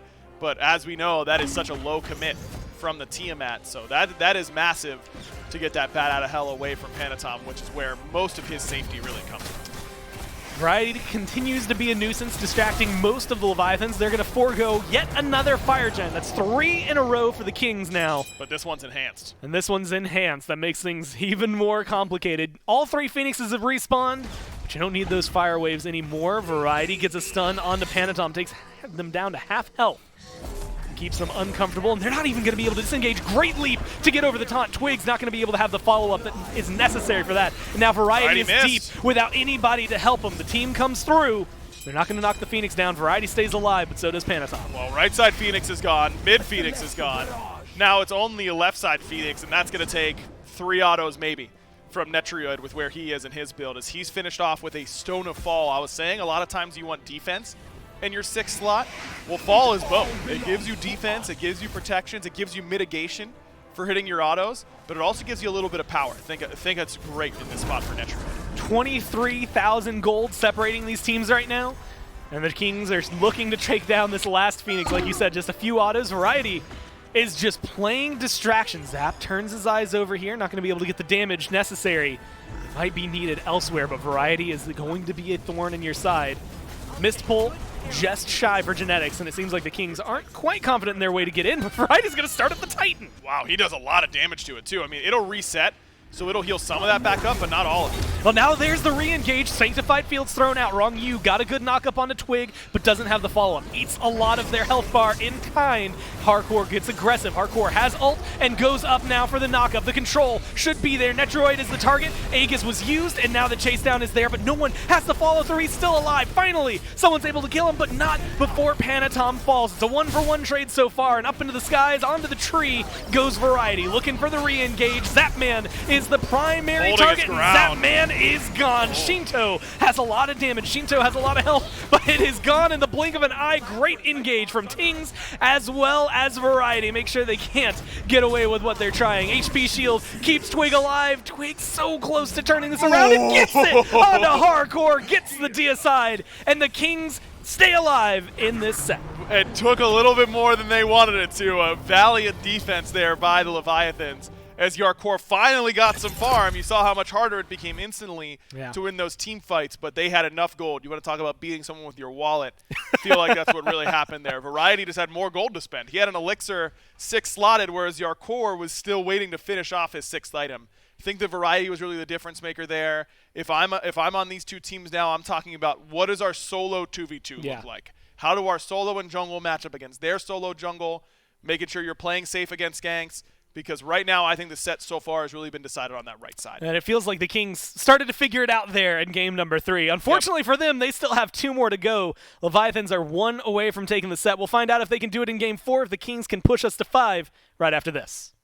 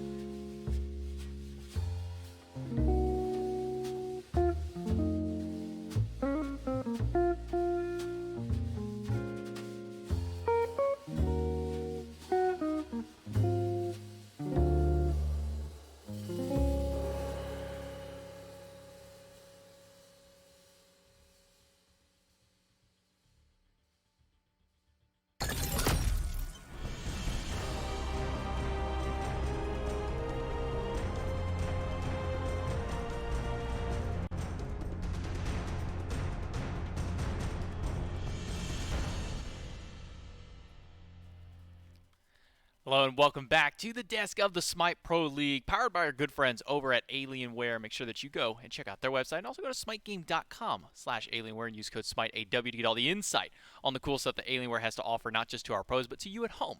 Be able to get your hands on that. You can follow them on their social media on Twitter and Instagram at Alienware and AlienwareArena.com to see all the cool stuff they have too. And thank you so much to Alienware for being the title sponsor of Season 8 of the SPL, empowering us here in the studio, powering the pros, and powering you at home. Game number 3, most important point here for the Kings to be able to, obviously they have to get the win here to potentially turn this set around, Mifflin. And boy, do they do so. You know, the Ola run, finally able to get some big work out here.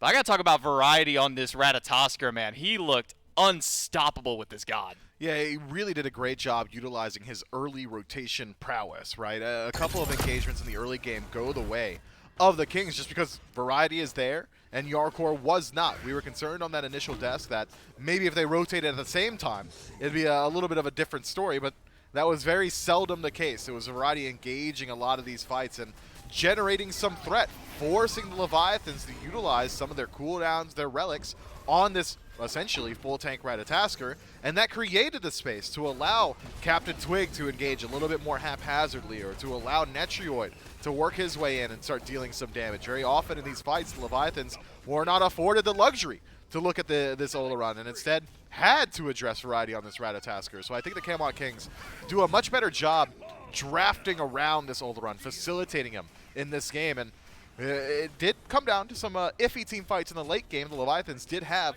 a bit of fight back. It's still certainly a phenomenal team fight composition, but the Camelot Kings get off to a fast start utilizing their pieces very well, and it does net them the dub here. And Captain Twig with the last little poke there needed in order to get the kill at the end of it. A 12.5 KDA for him, a 10.0 that came out of variety on the 6-1 and 8 Ratatoskr, 7-1-11 out of Captain Twig, and Big Man Ting, sure, 1, 2, and 10, but this Tiamat was putting in some big work on the damage chart specifically, and that's all that you could ever ask out of a Tiamat. One of those kind of components, and I know that Aggro specifically has talked a lot about how this Tiamat is kind of one of those answers to being able to go through this Cthulhu health bar to be able to shred through with the amount of abilities that you have access to and all the tools in her kit to try and go through here. So the Kings, they finally have an answer to this Cthulhu composition. They finally have a way to work around this Ola run.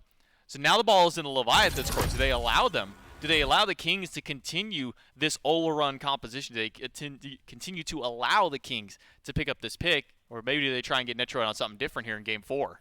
Considering how good of an answer the Leviathans have had up until this point, and the fact that they still are on set point, only one more to confirm them the dub here over the Camelot Kings, I think they can at least try yet again to play against this Ola run. I mean, historically, it's just worked for the Leviathans. I mean, one falter, one little misstep in a Game 3 situation I don't think should weigh too heavily on their minds. It is worth pointing out that we had Twig in the most recent Hanging with the Pros day, and he actually went in depth on his kind of ideology around playing in a reverse sweep situation, and he said, it's all about getting one game at a time. Can we get one here? All right, well, we got that one. Let's get another one. All right, well, now it's all of a sudden it's tied up where we're in a completely dead even state. But he said the mind killer really is, we need 3 games straight. We need to get all 3 here. That's a much taller task. You got to put one foot in front of the other. And the Camelot Kings do so here in Game 3, but they still have a couple more steps to go. But in these longer sets, it's something we highlighted at the top of the day. This is where the adaptations start to show their head, where we start to see how these teams have decided to play around these picks. I don't think the Kings should shift things up too much here, considering they finally have hit pay dirt. But the Leviathans, they've been hitting pay dirt. I wouldn't be surprised if we see both of these teams kind of stick to their guns. It's game number 4. Picks and bans ready to go. And the first one's taken out, no surprise, the Geb and the Hell by the Camelot Kings. And now the Sylvanas on the opposite side. They said, all right, Genex, you got your chance in this god. You did pretty well with it. I believe that was part of the early First Blood. They were able to get in the duel lane, was thanks to the root pull out of this god. So Leviathans are going to ban that one away, not let Genetics have a second chance. There'll be an Odin ban on the top end here for the Camelot Kings. Umoja was usually the third ban that the Kings do go with here. Leviathans, up until now, had been banning the Izanami. Last game, they let it through for themselves. But now we'll see if the Leviathans take it away here in this final selection, as they do have the first pick in this best-of-5 set. And I think you're right to kind of go back to the initial talking point with Captain Twig is getting that one game at a time, because, yeah, you have to move a mountain to be able to get through these 3 games to pull this one back. But if you can put that first step in, you get that first game, it gets you that nice little mental reset to kind of get you guys prepped for game 4 and then upwards potentially of game number 5. But they've got to work through this one first. I'm expecting the Kings, once the ban gets back to them, to go towards that Terra, but maybe even more interestingly is the Leviathans deciding to make that harsh call now. We don't want to play against that Oleron. We'll see if the Kings have anything else in the back pocket. Let's see you pull something else out here.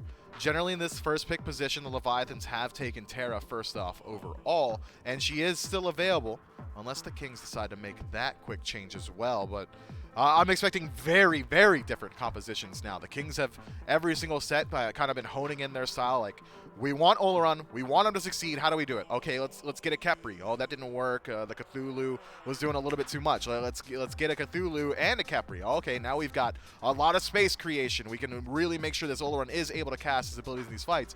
Oh, Oleron's our only threat. Okay, let's make another adaptation. Let's draft something that can get into the back line, something that can burn some relics, some traditional damage output. Let's pair it up with a Tiamat.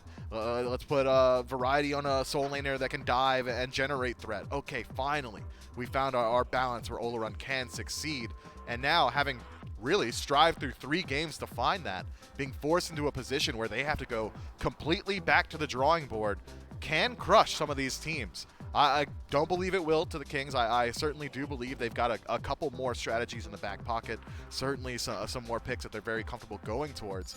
But even in the hesitation here in the ban phase, you can see the Kings, they had to think a little bit harder before. I mean, in the last couple of games, it was, all right, these are our bans. Let's just kind of hammer them out. Let's roll through it. But you can really tell this Oleron ban kind of put a pause to the Kings. Yeah, normally it's been the Umoja and then the Odin and then whatever third ban that they were going, but they held off the Umoja till the end, wondering what the Leviathans were going to change up in their draft. And it kind of brought that question up is, do we need to ban the Umoja? Do we need to ban the Cthulhu? Well, if they're going to keep the Cthulhu up and we can get our Oleron again that's been working well trying to deal with it, but then that Oleron does get banned and now they have to ask a series of 1,000 questions themselves on what do we want to leave up. The Izanami that was banned away from them in the first 2 games and taken away in game 3 does make it over into the King's hands. It's going to go right alongside an Artio. And Leviathans, they're going to go right back to the tried and true that worked for them in the first 2 games. Terra first got picked up by them. So the Leviathans have got themselves already a good base to build on in the team fight. Earthen Fury is that strong of a tool, has great CC lockdown. You got decent peel potential as well. I wouldn't be surprised if we see the Leviathans go ahead and try and take the Cthulhu immediately overall as well. Just, again, making it very easy to proc those Earthen Fury ticks. Makes it very easy to sustain throughout these team fights. But without Oleron being available on the other side, we might see the Leviathans kind of shift their own attentions. They don't need to concern themselves too much about global presence, as this Artio is likely headed for the Soul Lane. And I don't think we're going to see Captain Twig try and take a Ratatasker for himself. There is flex potential, though, on the King's side. Could be Artio headed for support. They could keep us guessing throughout the rest of P's and B's here, as Nike is going to be the lock-in selection for the Leviathans. Generally, when this god gets picked up, it is slated for the jungle role. Brings good pressure, brings a lot of damage, and both things you could say of Uhl on the other side. That's a little bit more kill pressure than the traditional lane pressure that Izanami brings. So now I think it comes down to 1v1 potential. If we see Netroid left alone with Zapman, I'd argue Zapman has all the advantage. Nike Uller and then Ymir on the opposite side of the board here. Was banned away in game number 3 just because of the threat that Sylvanas, Uller, and Ratatosker have up against this god. Because of that wall, locks out a lot of points of exit out of that jungler. A lot of entry points can get cut off there too. Now with the second round of bans starting up, it will be a Camazotz out of the Kings, making sure to finally take Panatom off this monstrous of an assassin that he's been able to just kind of, I'm not going to say necessarily run freely, but kind of running freely on up in that jungle spot. And Leviathans will also make an adaptation here, banning away the Erlong Shen here in game number 4. So now there still are plenty of picks that both of these guys like to go towards. Immediately what jumps out to me is potentially a Susano game for the Leviathans. Panatom has been one to go towards that pick, a fair deal. And the Kings, well, Loki is still out there as well, and something that could make it a little bit harder for gods like Uhl to perform on. Once you utilize that leap, Loki is very adept at sticking to him, despite having a little bit of additional movement speed in the kit. So the Leviathans, they ban out Yanis yet again, forcing the Kings to go a little bit deeper into their god pools. Not that they've had the opportunity to play the god of transitions and portals just yet. Daji, though, is going to be the selection here, and it fits very well with this King's draft. You've already got great beads burning potential from Ymir. Artio can do it as well. Izanami is generally single target with that Dark Portal, but generally will get beads off of that single target, all setting up for this large AoE CC ultimate. The Palau can really disrupt a lot of what the Leviathans are bringing. Ul, no CC immunity. Tiamat, conditional CC immunity as long as she's quadrupedal. Nemesis has just about none either, so it could be high potential, and it's something the Kings are very adept at doing. This kind of harkens back to the old Captain Twig, Big Man Tings, Naja plus Ra. It performs very similarly. Palau plus Spirit of the Nine Winds. Large CC setup, giant AoE damage to follow it up. This King's draft, it screams Kings. As long as you can guarantee at least one person to get pulled in, that's a nice and easy target for Big Man Tings to slam with a Kukulkan, a god that we see very rarely, but it seems that it's usually only the Kings and Big Man Tings who really do like to bring this kind of god out there. As you highlighted, lots of AoE control by way of those tornadoes. You drop those down. That's a zone that, even if I'm a tank, I don't want to walk through there. I don't want to take all that residual damage that tornado has. And then if you still keep walking through and he's on the other side of that tornado, well, there's a Zephyr waiting right there, or a Spirit of the Nine Winds if he so decides to just throw it out there.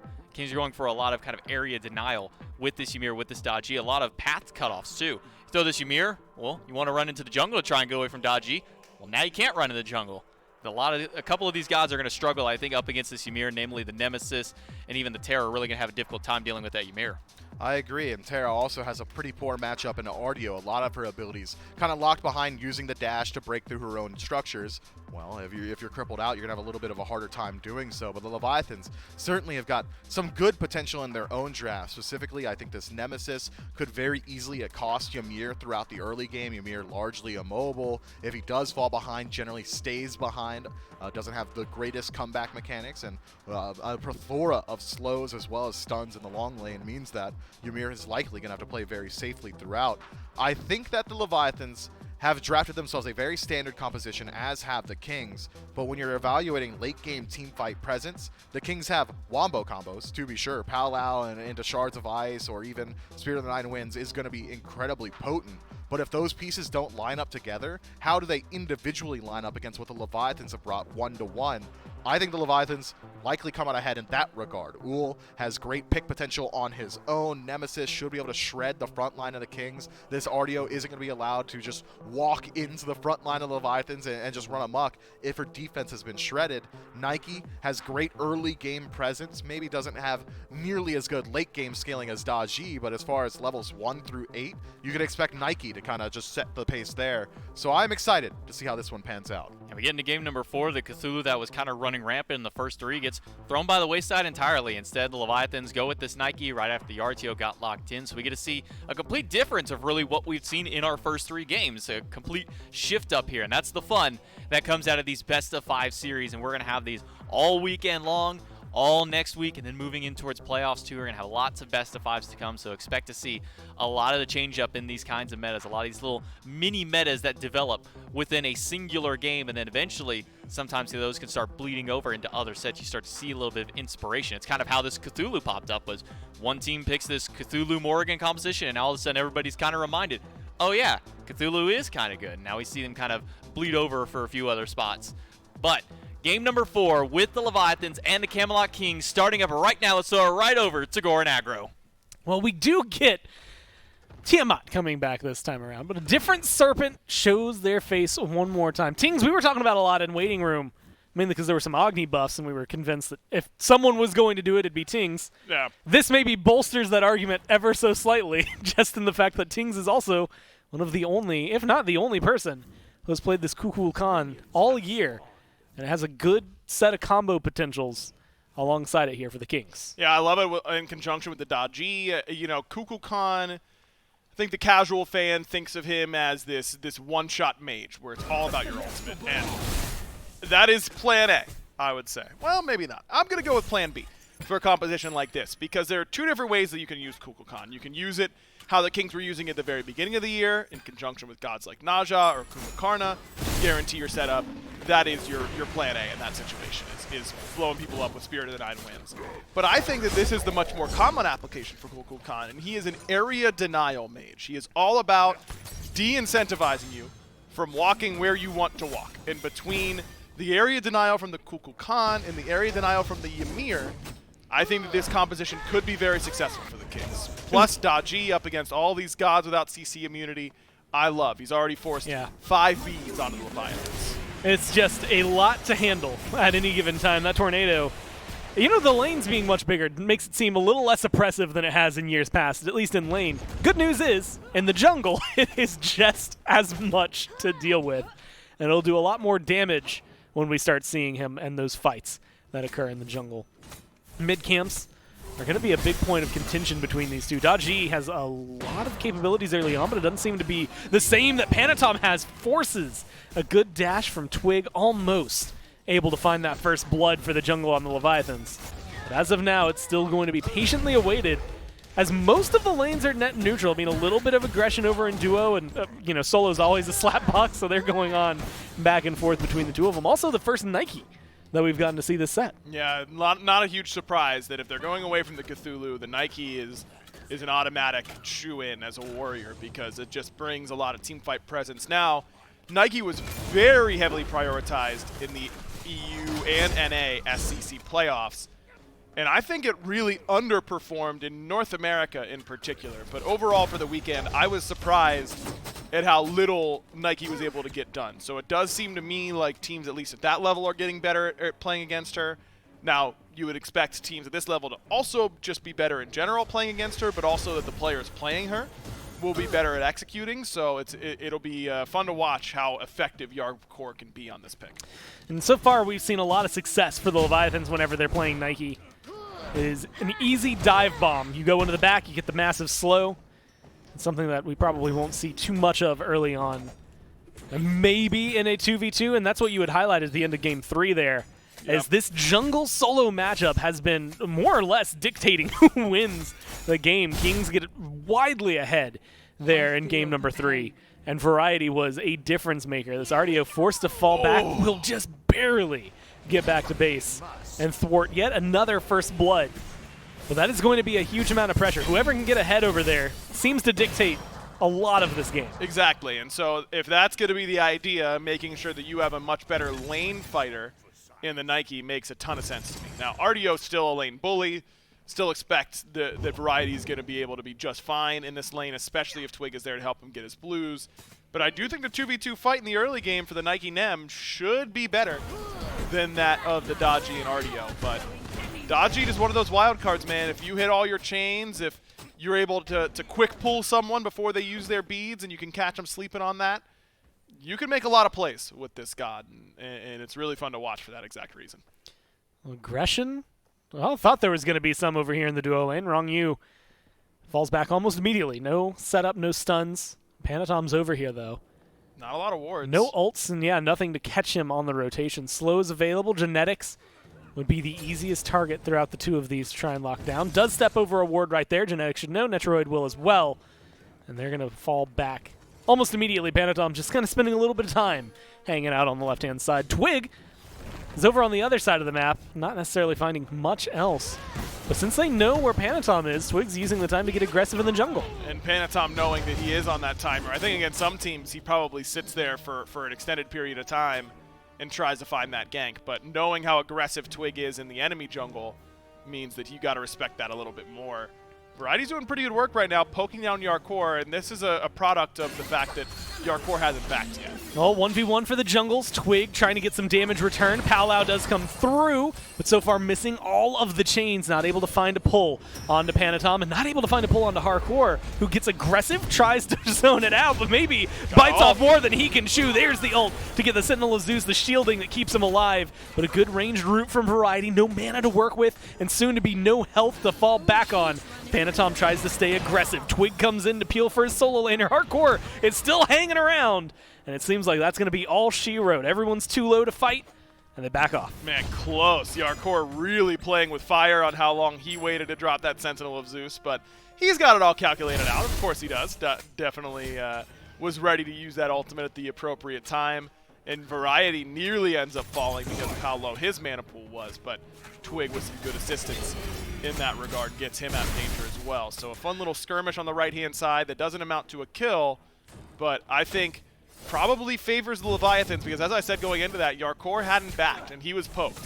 Imagine him at full HP and with this Blackthorn done instead of just Sledge 1, you know, or that Cudgel 1. So that's a pretty big difference in power spike for him. Whereas Twig had Jotuns in that fight, Panatom didn't. He only had Heavy Mace, and Leviathan still ended up scrapping pretty effectively. So I think it goes to show which of those two comps should be winning at this stage of the game, and it's the Leviathans. Well, they do have a lot of control. Right now they're skirmishing a little bit in the jungle. That's going to be the re-engage. Palau comes up for Twig. And again, none of the chains are going to connect here. Twig's going to fall right back where they were. Variety's come back in, but Twig's been taken down. Panatom gets the first blood, and now they're chasing for a little bit more. Variety is low health and trying to heal through this. The bear is alive and running, but not enough to get away. Double kill for the jungle on the Leviathans to start things off. Love that aggressiveness from the Leviathans. I think they're realizing exactly what I was just talking about. Like, hey, we are way weaker than them in that last fight, and we still traded even. I think we just dominate in the 2v2 now that we've backed. And so they immediately look to get aggressive. Twig so far 0 for 6 on Palau shots, which I don't think it changes that fight significantly, but maybe it makes the Leviathans reconsider chasing that deep, or you at least get beads. But because you whiff, you allow the Leviathans to still feel very confident in stepping up, and it has not been a great start so far for Twig on this Dodgy. Yeah, not instilling a lot of confidence for what the late game could hold, but granted, we've seen that a lot. Sometimes you miss the early ones, and then you hit the ones that matter. Might walk in, doesn't steal the speed buff, might just kill off Panatom in his speed buff. Will do so. Twig gets hyper-aggressive. Yarkour is rotating around to cut off his path. Shinto is here to try and find the route. They're both going to be a little bit late, but they get the kill. It's 1 for 1. Ultimately, you waste the speed buff. Zapman trying to stay alive. Netroid and Genetics still hanging out as a duo lane. It's still a King's kill that Twig's able to find, even though it costs his life. Look, and that's something that I really respect about Captain Twig's gameplay, is that how many junglers, after going 0 for 6 on their last 2 Palau shots, or 2 Palau casts, you know, going 0 for 3 on each, then go, yeah, I'm going to invade him at speed. I'm feeling it. Yeah, give me some of that. I want more. And I think that mentality for Twig has served him so well in his career. And yeah, he trades 1 for 1, but he was 0-2, and Panatom was 2-0. So it was worth his time to go in there and get that 1 for 1 kill. I think that's a positive trade for the Kings. You take the speed buff off Panatom, you respawn, get your own, you've got a buff advantage now. I just think that mental toughness is something that has served Twig really well over his career. And again, like you said, it's such a Twig-centric, and I would argue maybe just veteran-centric choice to make a play like that. We'll see if it ends up treating him well. He's been able to rotate all the way over to left. Palau's available, but he's not going to be in a position to try and capture Wrong U or Zapman. Panatom's rotated over here as well. Leviathans seems to just have their call on the purple buff, secure that, and be happy with it. Whereas the rest of them are going to fall back. The Kings starting to get a little aggressive, despite the fact that they're hovering around 500 gold down. Not a huge deficit, considering things and how they've gone in the last few games. 9 minutes in. Tings has a secure, though, on this Kukulkan, so Gold Fury flips should be weighted for the Kings. Yeah, half health already burned down. There's the Tornado. Spirit of the Nine Winds, maybe a little bit too soon. Kings do secure it, but they might lose Genetics. He's going to be an easy kill pickup for the Leviathans. But support for Gold Fury is a tale as old as time. Worthwhile for the Leviathans. They're going to try to find a little bit more, though. Nice. Great knockbacks from Yarkour. Keep Variety in the fight when he wanted to get out. Zapman gets a double kill, and they make that a little more worthwhile. That is big, and the Kings having to stick around a little bit longer because that secure is off the mark there from Tings when you haven't played the Kukulkan super recently, at least in true SPL play, might be a little bit off the mark on some of that secure, and he was, and after that secure is down, they should count themselves pretty lucky that they ended up getting it. Ooh, Zap leaps over the wall. Twig with a great follow-through on the blink. That is going to be low health. Beads available. Yeah, not going to be able to save that. Palau chain connects this time and saves the life. Twig gets out, stuns up Shinto, and he gets himself a kill. Feels pretty solid for the jungler. I mean, it's a classic one more wave syndrome there from Zapman. Just stays too long after a big double kill. Wanted to get level 12, it would be my guess. I'd guess that he's awfully close to 12 with the way that he played that. And tries to stay out a little bit too long and really gets punished for it. So good identification from the Kings. And Twig now getting the ball rolling a little bit. Was 0-2, now 2-2. This Dodgy is a scaling assassin. Don't say that very often. Most assassins a little bit stronger in the early to mid, but Dodgy the exception to that rule. Just really, really difficult to deal with in the late game because of how much burst she has with the blink auto 1 auto cancel that is basically instant.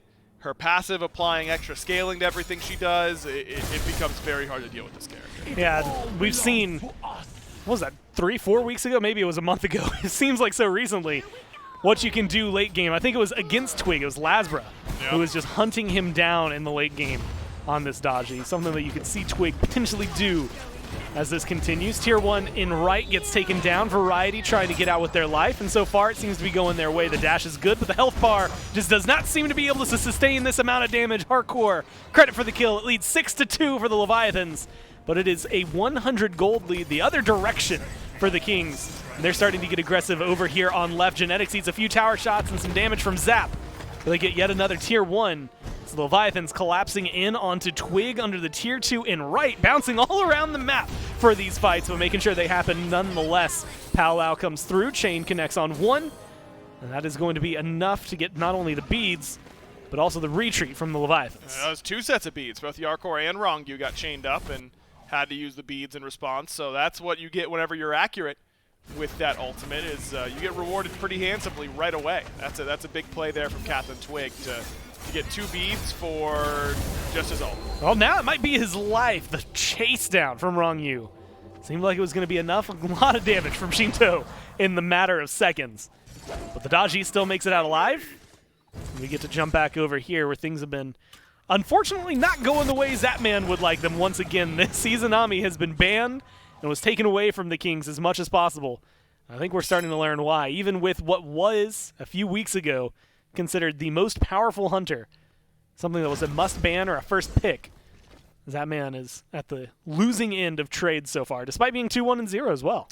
I saw a stat, I don't know if it was for just Phase 3 or if it was for all of Season 8, but Netrioid has the most solo kills of any hunter. We know that. Sounds about right.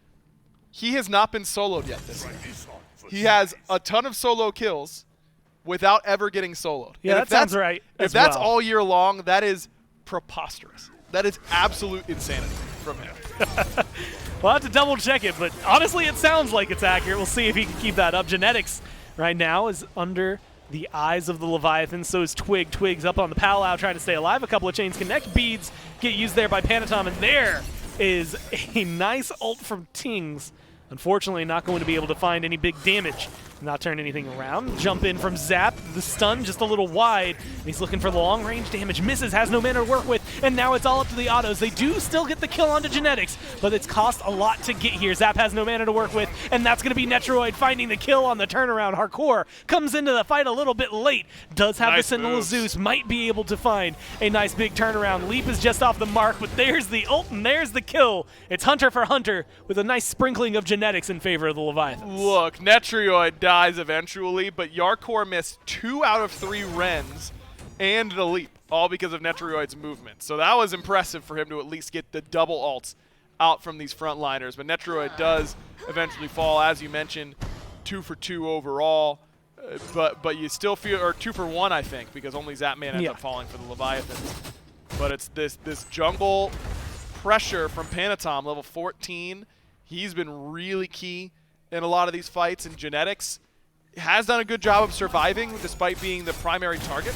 A lot of the time, Panatom actually dropped his ultimate on Genetics, thought Genetics was dead, then dashed over and nearly killed Twig while using the protections from Genetics in order to make sure he wins that 1v1 really handily. But it does mean that Genetics ends up getting off a little bit more. So a pretty back and forth fight. The Kings haven't really come out ahead in any of these, but they've prevented the Leviathans from coming out really far ahead, and that's worth something. Just about 3 hours ago, I'm having a little bit of deja vu. We were in a very similar state in game number 1. Yeah. 8 kills to 3, 15 minutes in. A small lead for the Leviathans. It's 1,000 gold as of right now, but that game ended with like 22 kills to 5 or something ridiculous like that. We'll see if the Leviathans can do something similar. There's going to be the Secure once again coming in favor of the Kings. They get the Oni Fury. That's the aggression jump in and fight from the Leviathans. At least that's what they want. So far, it is not coming up the way they would like. It is nothing but good disengage from the Kings. Twig goes up on the powwow, hits a couple of chains, goes down, pulls 2, and there's a tornado. It's going to find a little bit of damage onto Yarkour and Panatom. Slow them down. It's allowed the rest of the Kings to loop around, go for a re-engage, and fall back immediately. Good disengage from both teams. Really slow those fights down. But Rongyu uses the beads near the back end of that fight, and this composition from the Kings is so good at punishing you for not having those beads because of the Ymir and the Da Ji. That's a pretty big cooldown for the Leviathans to lose. Now, Relic Dagger is already done for Rongyu, so he already has 40 seconds off that cooldown. They're only 90 seconds away from being up once again, but the Kings are certainly capable of punishing in that window. Pyromancer started and taken by the Leviathans there, so they're going to be just happy with that trade. Those Oni minions starting to put in a little bit of work. On the left is where I think they should be most worried about it. Nobody's cleared those up just yet. Draugr goes the way of the Kings as well. So a little bit of control, a lot of neutral objectives that are going in their favor. And yet still a small, small lead for the Leviathans. It makes things just so interesting, right? I mean, it's a coin flip, and a lot of these, it's so difficult to determine even who has a lead. I mean, there's 2 levels between Zapman and Netroid, and that's probably the biggest advantage that you can see in this game. You also see 2 levels the other way, but Rongyu's level 13. Biggest difference is that relic that he picked up at level 12. Still a lead for the Leviathans, albeit maybe not as much of one as they would really like. And the only thing left on the map in terms of big swings is the Fire Giant. And I think that the way that the Kings have played these objective fights, I mean, they've just played them very well. They've just gotten there first, and they've said, all right, we're better so at this portion of the game, so we're just going to do it. Don't do anything about it. And the Leviathans really haven't. And against these compositions, we talked a little bit about waiting room, that secure mages have not been meta basically all year. And so when you're playing against one, it requires you to play around objectives differently. Right now, a big strategy in the SPL is we just let them get to fire, we let them pull it, we let them deal some damage to it, and we'll come in and coin flip it but try and win the fight more than anything else. Well, Genetics is going to be the target right now for the Leviathans. They get a lot of damage dealt, and they will be able to pick up the kill. 5 of them onto the tier 1 in mid. Get the support, and they get the tower. So a good little bit of gold going their way as well for what is a small skirmish, but it creates a 4v5 to maybe leverage. Yeah, big mistake there from Genetics. Just thought he had backup coming. He did not. Easy dive for the Leviathans, and Nemesis Ultimate is just, it makes you mirror just child's play. But now the aggression is paying off for the Leviathans. They get in there onto the Scorpion, but they're looking for Twig. Great blink from Twig. Gets him out of there alive so far. Panatom's still here. Panatom has blink. Panatom doesn't use it, and finally Variety makes sure that he's not able to. So Twig stays out alive. So do the rest of the Kings there. Genetics was the only one that fell. And they secured the Scorpion. And again, Twig gets 2 sets of beads with the ultimate.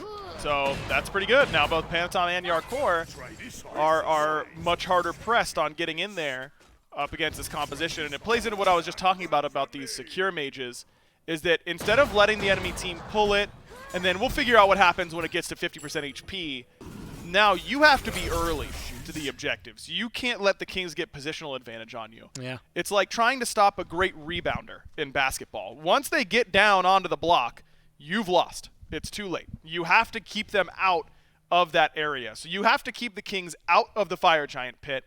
Make sure you have total vision control. And that requires you to maybe give up a little bit of farm, maybe be a little bit less efficient with your backs. Things like that change the way you have to play around these objectives, just because the type of mage they have. And it's this weird back and forth, because like you said, it's not like you can match them 1 for 1, right? Nope. If you have a secure mage, then all of a sudden it goes back to a coin flip, but the other way around. Yep. Now you're in this position where these fights are kind of going your way. Twig has definitely been a little bit more of a thorn in your side. We haven't seen insane powwows, but with 2 beads, still a minute left.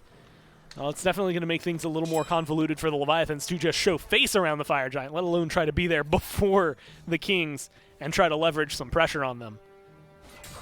But it is scaling. We've been talking a lot about that through these teams, and it makes sense because Leviathans love to fight late game. And the Kings just have a natural habit of getting to 20 minutes before anything happens sometimes. So this is just the way you would expect it. Gold virtually even 500 separating the two teams right now. And you have to look at where these compositions shine. And for the Kings, it's all around the objectives. All around those objectives. That has been critical for them. But the Kings do have the benefit of, if Big Man Tings trips his way into a huge ultimate, we just win the fight for free.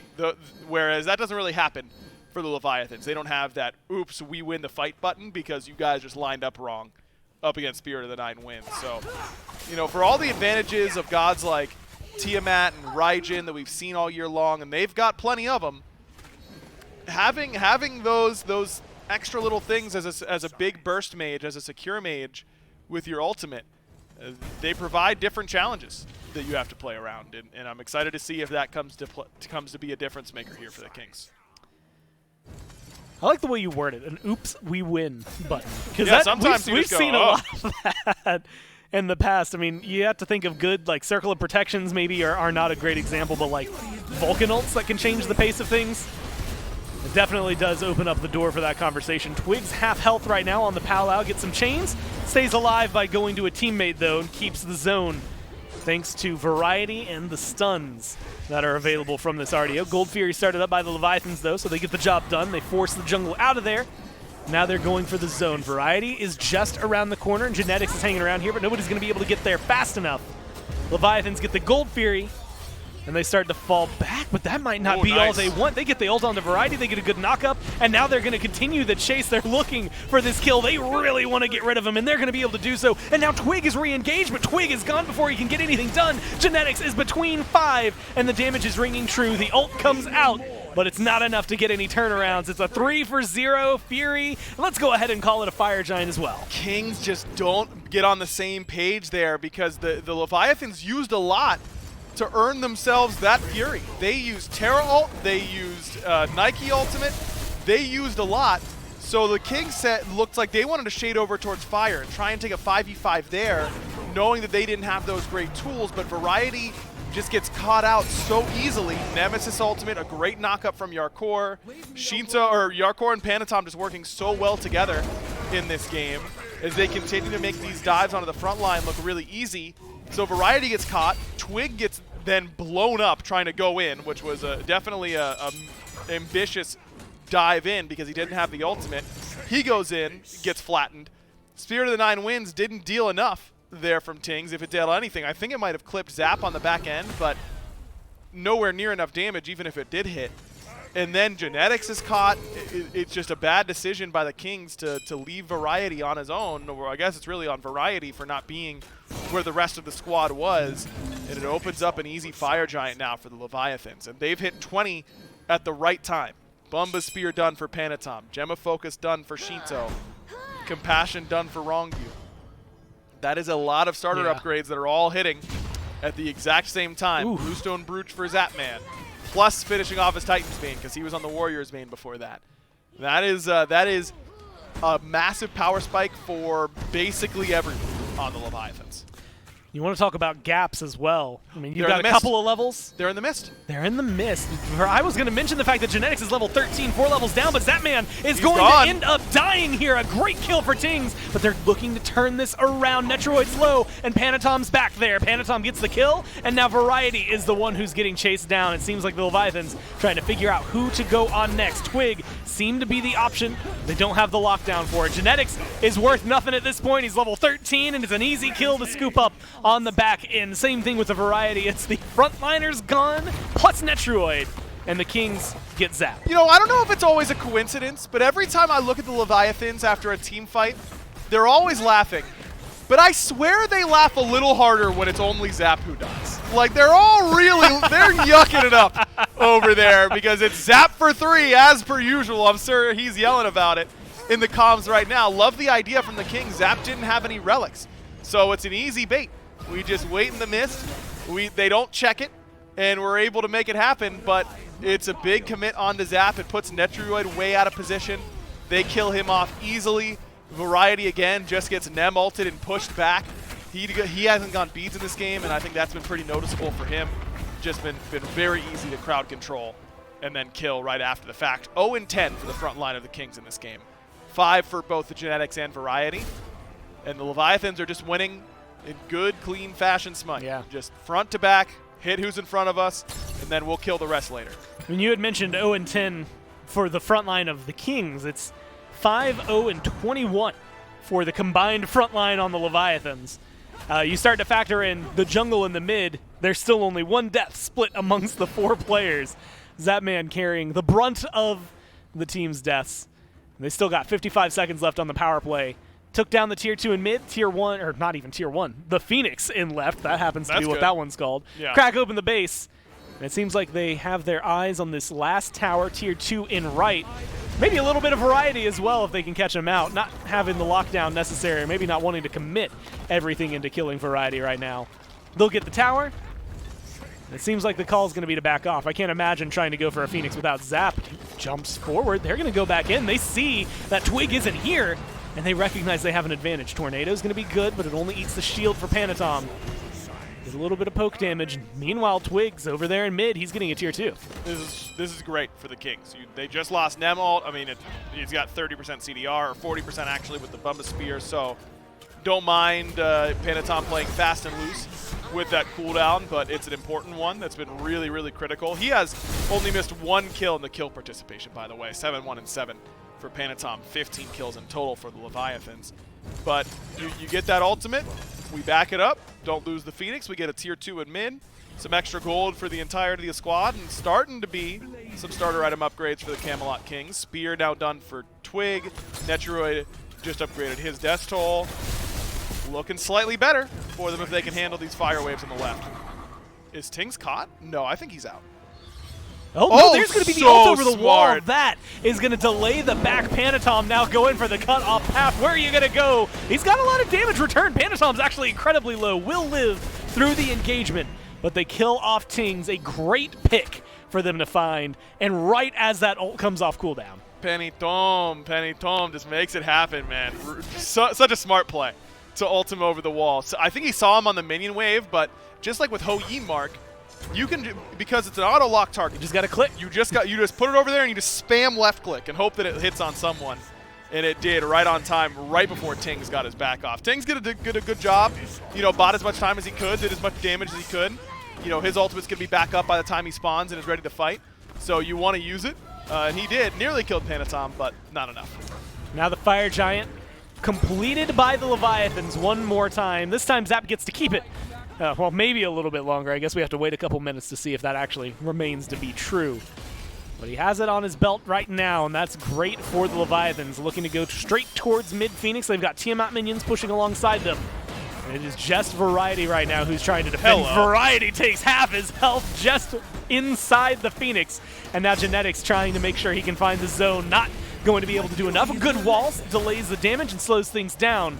But with the wave of minions coming in, all Tiamat spawn, that's going to be enough to create open space for the Leviathans to get this Phoenix. They're going to get aggressive. Netroid is one hit from dead. Panatom's looking for it. They're going to find it just inside. Tings gets a good ult and is able to find some damage in return, but it's not going to be enough. Twig falls just after. That's a minute left without most of your carries. The Yarkour does go down. Tings turns one around for the Leviathans, or for the Kings. Now the Leviathans have to go and look elsewhere on the left side Phoenix. They got the left side Phoenix, and it's going to be a little bit before a fire wave gets here, but 40+ seconds on Netroid and Twig means that they can just play it slow. Wait for this fire wave coming down the left-hand side, and maybe try and end then. But it looks like they might just be playing it safe, going for the right side Phoenix, not trying to risk anything on the Titan. 4v3. You're missing one of your frontliners. Seems to be enough of a risk for them to not get aggressive. Wrong Yu starts up tanking the right side Phoenix. That man trying to burn it down. Walls get thrown up from both supports. Variety gets stunned out. Tings does not have the ult back yet to work with. Panatom's going to get aggressive and go immediately onto the mid laner. But again, that zone of denial, that tornado, just enough to stop the jungler from going for it. Right now, it's all about this right-hand Phoenix, and it finally goes down. Right as the rest of the Kings respawn, the Leviathans remove the last remaining obstacle between them and the Titan. But with everyone up and available, with ultimates on cooldown, Leviathan's going to have to go back and try again after they heal up. But still, they've put themselves in a great position to win this game, and it's really been this frontline dive from the Leviathans. It's been Yarkour and Panatom. We talked extensively in game 1 about how oftentimes you split your team fight, and it's your jungler and your solo laner up front up against the mage, hunter, and guardian for the enemy team or the support. And if you can win that 2v3, that's how you can win a lot of games. And Yarkour and Panatom have been demolishing the 2v3. And we're starting to see some of the weaknesses of Kul Khan in that you're just using that ultimate to try and peel via a knock-up, and it's so easy to dodge, it's so easy to just move out of the way of. And that peel for Netrioid hasn't really been there. Kul Khan, while great whenever the engagement's happening in front of him and he can area deny, if they just run through your whirlwind, if you don't put enough threat on them to actually make them respect your damage, it just doesn't matter. I'm having a lot of deja vu. You had mentioned game 1. Game 1 ended 22 kills to 5. We're at that 18-5 mark, which was just before the final fight there in game number 1. 31 minutes into this one, 15,000 gold lead for the Leviathans. They still have the power play for 40 more seconds. Hardcore's the only one without the Fire Giant buff. They've got fire minions on left, right, and mid to work with. And Rong Yu's leading the way, trying to herald his team to a victory in this set. Not going to be able to find it just yet. They fall back and they lay patiently. The Kings are doing what we saw the Leviathans do last game and waiting under the Titan. You gotta play around these ultimate cooldowns. Panatom's still down for a little bit, but he's still got great damage on a Variety. Yeah, Variety already half health, forced to fall back. Ankh comes through to try and keep things alive and swell for them. Twig takes most of their health bar, as does Netrioid. They make it back to the fountain. They stay alive. Fire minions walking in. And this is where that Izanami comes in handy, just as it did for the Leviathans in game number 3. They lost fire. It helps keep the Kings alive in this game, and with Fire Giant gone, that's going to be a delay for the Kings and keeping them alive. Yeah, you can go get Oni Fury. That means you've got 3 Fire Oni waves. It's actually best to not kill Oni Fury right now because you want to use it later, but you also don't want to let the Kings have it, so it's kind of an awkward situation of how do we time this properly? How do we make sure we actually get value out of these Oni waves and they aren't just cleared while we're clearing EFG? Because I don't think the Kings are going to contest you on EFG either way. Though I guess left and mid Phoenixes are coming up pretty shortly. So, you know, making sure this is down, guaranteeing yourself an EFG is worth the Oni Fury of itself. Well, now it's going to be a benefit. That Oni Fury is going to bolster 2 fire minion waves, but 1 non-fire minion wave there. Yeah. So some value, right? Silver linings, I think, is where the Leviathans are. Plus gold in their pockets. They're going to feel happy about that. Fire Giant should be here in the next 5 or so seconds. That's going to be started up. Rong Yu and Zapman already in position for it, but Genetics, Netroid, Tings are looking to run down the jungle in right. Good knock-up from Hardcore. Gets aggressive onto Netroid, and they're going to chase it down. Panatom's here, and the damage is followed through. Aegis forced out from Netroid, but it's not going to be enough to save his life. The slashes from Panatom are enough, and then Twig is just erased before anything big can happen. Genetics gets a huge freeze for his team, but there's not enough follow-up. You have a good ult from Tings, but it's Aegis out from the other side. Zapman lives through that, finds a kill or assists a kill onto Genetics. It's all Panatom as of right now. 10-1 and 10 for the jungle, and they're going to continue this onslaught. They kill off Variety, and it is Tings versus the world. It does not look good for Tings in that scenario. They don't need the Fire Giant. They get the last 2 Phoenixes that are necessary. They close out the set, and the Leviathans win. What a way to start off the group stage, huh? By coming in, you know, Group A, it's a lot of great teams. It looks very, very top-heavy. You know, these games can be really, really valuable to you. And Leviathans just dominate. And that was not close. And that's huge, I think, for this team, making sure you maintain momentum. The Kings, a team that has not done well in these group stages, think back to Phase 1 where they missed playoffs. Now, I mean, this Group A, all we're talking about is, can the Valkyries beat anyone? Because if the Valkyries beat you, you're now in a really bad spot. Yeah. The Leviathans now don't have to worry as much, because even if something were to happen, they were to stumble up against the Valks, it's not the end of the world because they've already beaten the top team.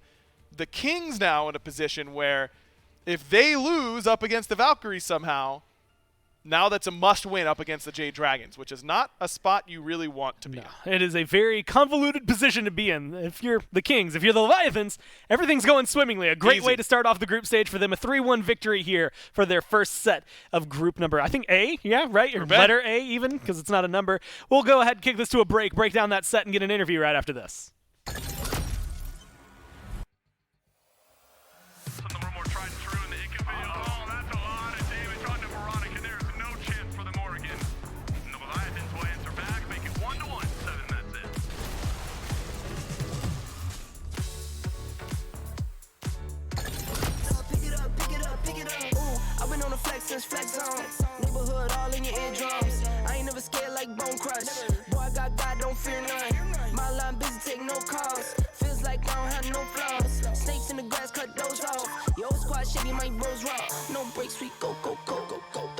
a no.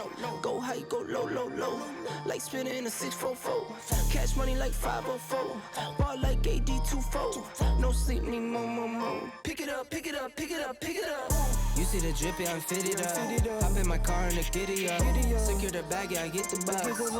Pick it up. You see the drippy, I'm fitted up. Hop in my car and the giddy up. Secure the bag, yeah, I get the bus. Pick it up. Ooh, I'm a real one, my day ones. Try speak up, can't say none. Try dig dirt, there ain't none. I make the money that save up. 10, 80, my save ones. Take to the top on the baseline. New car, race on. Fast lane, pace on. With the booyah, that's a flex. Not human, I ain't from another planet. I'ma teleport, might vanish. I'ma wake up, do damage. Jordan number 7, he's bored though. Working all night, need more though. I remember nights I was poor though. Pick it up. You see the drippy, I'm fitted up. Hop in my car and the giddy up. Secure the bag, yeah, I get the bus. Pick it up. You see the drippy, I'm fitted up. Hop in my car and the giddy up. Secure the bag, yeah, I get the bus. Pick it up.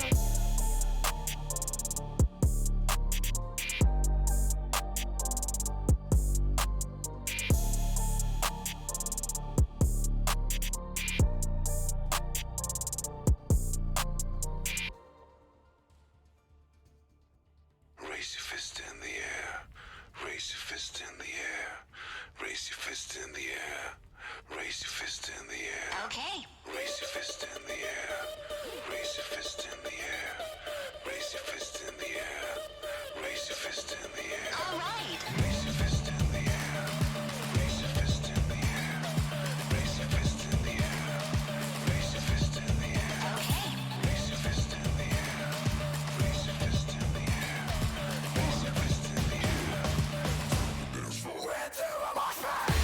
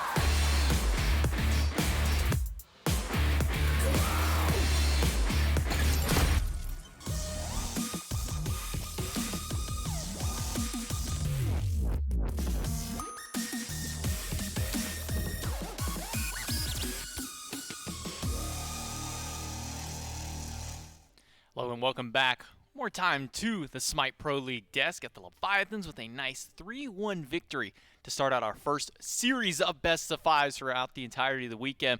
We got one little contest going on. You still have a little bit of time left to enter. If you haven't already, we are hosting a pumpkin carving contest on our official SMITE Discord, so make sure you get that pumpkin carving in tonight. It's the last day to take place, and the judgments will go through, and first place gets 1,000 gems, second gets 800, third gets 600 gems. There's some code giveaways, and hey, there's even a $25 gift card up if you are Scuba's pick, so make sure that you get that in on our Discord server, the very last chance to get it, so make sure. Tuning in. We did a little bit of pumpkin carving ourselves with some of the casters, some of the production people. You'll get to see a little bit of that throughout the remainder of the weekend. But remember, last chance, get that one in before midnight strikes tonight. The Leviathans and the Kings here with a big set to kind of start out our day, get things going. And, man, what a set it's been. We had 3 games of Cthulhu and Olrun, then we had a game where it wasn't. And Leviathans, they still come out strong here in game number 4. Yeah, Leviathans game 4 was almost just a return to what we saw in the previous games of the set, in that they were kind of out-rotating their opposition yet again, good neutral control. But it was a lot closer than I was expecting throughout the entirety of it. The Camelot Kings were able to maintain a certain state of parity, despite being down towers, even when their Phoenix was down, even when they were down 5-6 kills, the gold remained largely even, and I think that's a credit to the Kings' ability to play the map incredibly well. but they were just outclassed in this set as far as actual team fighting was concerned. And once the engagement started off proper, Yarkour was a menace in the back line on this Nike, completely separating out these engagements and making sure that the wombo combo that could have been a Ymir freeze and a Sphere of the Nine Winds or a Powwow into the exact same thing just never really hit the ground running. And with all that space created, that means the back line obviously is going to be doing very well. Shinto essentially precasting for the majority of this game. Zapman doing the exact same thing, except for a couple of team fights where he was the sole member to fall. As Aggro highlighted, we got to see a hearty chuckle from the Leviathans whenever that one happened, but they were just looking dominant, man. I mean, every single fight that they started on their own footing, it was closed out pretty quickly. Yeah, if there's a team that you're looking towards when it comes to playoffs, even up and towards Worlds, I mean, these guys, dominant playstyle across the field, across the board for all of them. 10-1-12 to end the game here for Panatom. 4-0-10 out of the mid laner. Shinto Rongyugo's undying this game. Zapman, even with a nice couple of kills to his name and a couple of deaths there, still looking strong throughout the entirety of the set, throughout the entirety of this game. And Leviathans make a very strong showing here in our first set of the weekend and our first set of the group stages, and it's a very important statement to make right out the gate here, is getting a big win here over the Camelot Kings. I had not even realized that Panatom had 22 affected kills with only 1 death to his name. Incredibly impressive performance from the Leviathans jungler. 29,000 damage outputted by Shinto. Maybe a byproduct of all that frontline space creation, but maybe space creation doesn't do it enough service because Yarkour puts out 26,000 damage in his own right. The Leviathans, these guys seem to have a firm grasp on how they want to play the meta. And Wrong, you even coming out with about 8,200 player healing across the board on this Terra God. Well, she is known for some healing, maybe not quite a whole lot of it because you're using that primary heal as a form of initiation, but that ultimate really does start stacking up. And Wrong, you will be our post-game interview here, standing by with the Leviathans. Congratulations on your win today, Wrong, you. A nice, strong statement to start out our first week of play. How important are these first couple of games in the group stages you start looking towards playoffs? Well, to be honest, I think all our group needs to beat Valkyries, which I think it's the priority. I mean, I'm not saying Valkyries play bad, but I think they're just not in the conditions for this group, which sucks because they're playing in Europe, so I feel bad for them. But I think our group is pretty stacked, but I think it's fun because, the better practice you get, the better games goes. So yeah, we're chilling, to be honest. So in those first couple of games, you guys really focused on banning out the Izanami, and then in this last game, you finally kind of take this Oleron off the table that kind of got to run around a lot in the first few games. Kind of what was the call there to ban that Oleron game for? Well, I don't really want to get into strats. So yeah. Understandable. Just something you didn't want to deal with there in that last little game? So I don't know. I was just pressing 4, when beats. They weren't invading at all, so I think that was bad. I think they were just letting us pick everything. Yeah, I think Ymir had a bad matchup there. Like, I think anything would be better instead of Ymir. I feel Ymir in this meta is bad, to be honest. So don't pick it in ranked. And yeah, pretty much that. Some friendly advice for the folks at home. Well, Rongu, thank you so much for standing by with our post-game interview. Congratulations. I'll get you back with the guys to celebrate. Yeah, don't want to reveal any strats, but you heard them there. They just seem to have been drafting better, and that's kind of been the name of the game for a lot of these matchups here in these games is the Atlantis Leviathans really just prioritize so heavily on the drafting stage of their game. That way it makes their in-game execution just a little bit easier, so that way they can go up against any opposition. Yeah, they've got a firm grasp on what they want to bring to the team fight. It just feels like the Leviathans have been playing a very similar style throughout the entirety of the year and have only continued to hone it and sharpen their blade up until this point. They not hiding anything. The Leviathans are playing what they've been playing. I wouldn't even say it's completely outdraft. I mean, game 1, I think you're right to bring it up because the Camelot Kings just did not have any tools to deal with what they had. But the Leviathans, they're not hiding their stuff, man. They're just playing. Schedule. We had our first match go through 3-1 for the Leviathans. Our second matchup of the day, the Olympus Bolts against the Tartarus Titans here in studio. Players are already getting set up and getting ready for that next match. And now we get a nice little look at how the initial standings pan out here. Atlantis Leviathans at the top of their bracket, or the top of their group. Camelot Kings down at the bottom. Of course, it's only the first day of play. It's only the first set, so this is going to change up as the weekend continues on here. We had a Group A game going on first. Now we're going to jump over into Group B, with that Titans and Bolts matchup. Sure to be a big one. Last time these two teams faced off, it was a Bolts victory over the Titans. Maybe we see a nice little heated matchup here in this second set. Maybe a grudge match. I'm sure the Tartarus Titans aren't taking it too personally, but every single win matters in a set or in a group like Group B. I would say that probably potentially the top end is a little bit weaker in Group B, but the bottom end certainly a little bit stronger. Know who's going to be the Valkyries of Group B? I don't think there is one. The Solar Scarabs can upset just about anybody. The Oni Warriors with some of their players now local have been looking a lot better as well, so every single one of their individual sets carries a lot of weight. Yeah, there's a lot of potential to play spoilers for any of those bottom two teams in Group A to kind of go up against these top ones. But we're going to go ahead and take a quick little break here, get everything situated and get it ready for set number 2. So make sure you grab your snacks, grab your drinks, and we'll be back in just a few.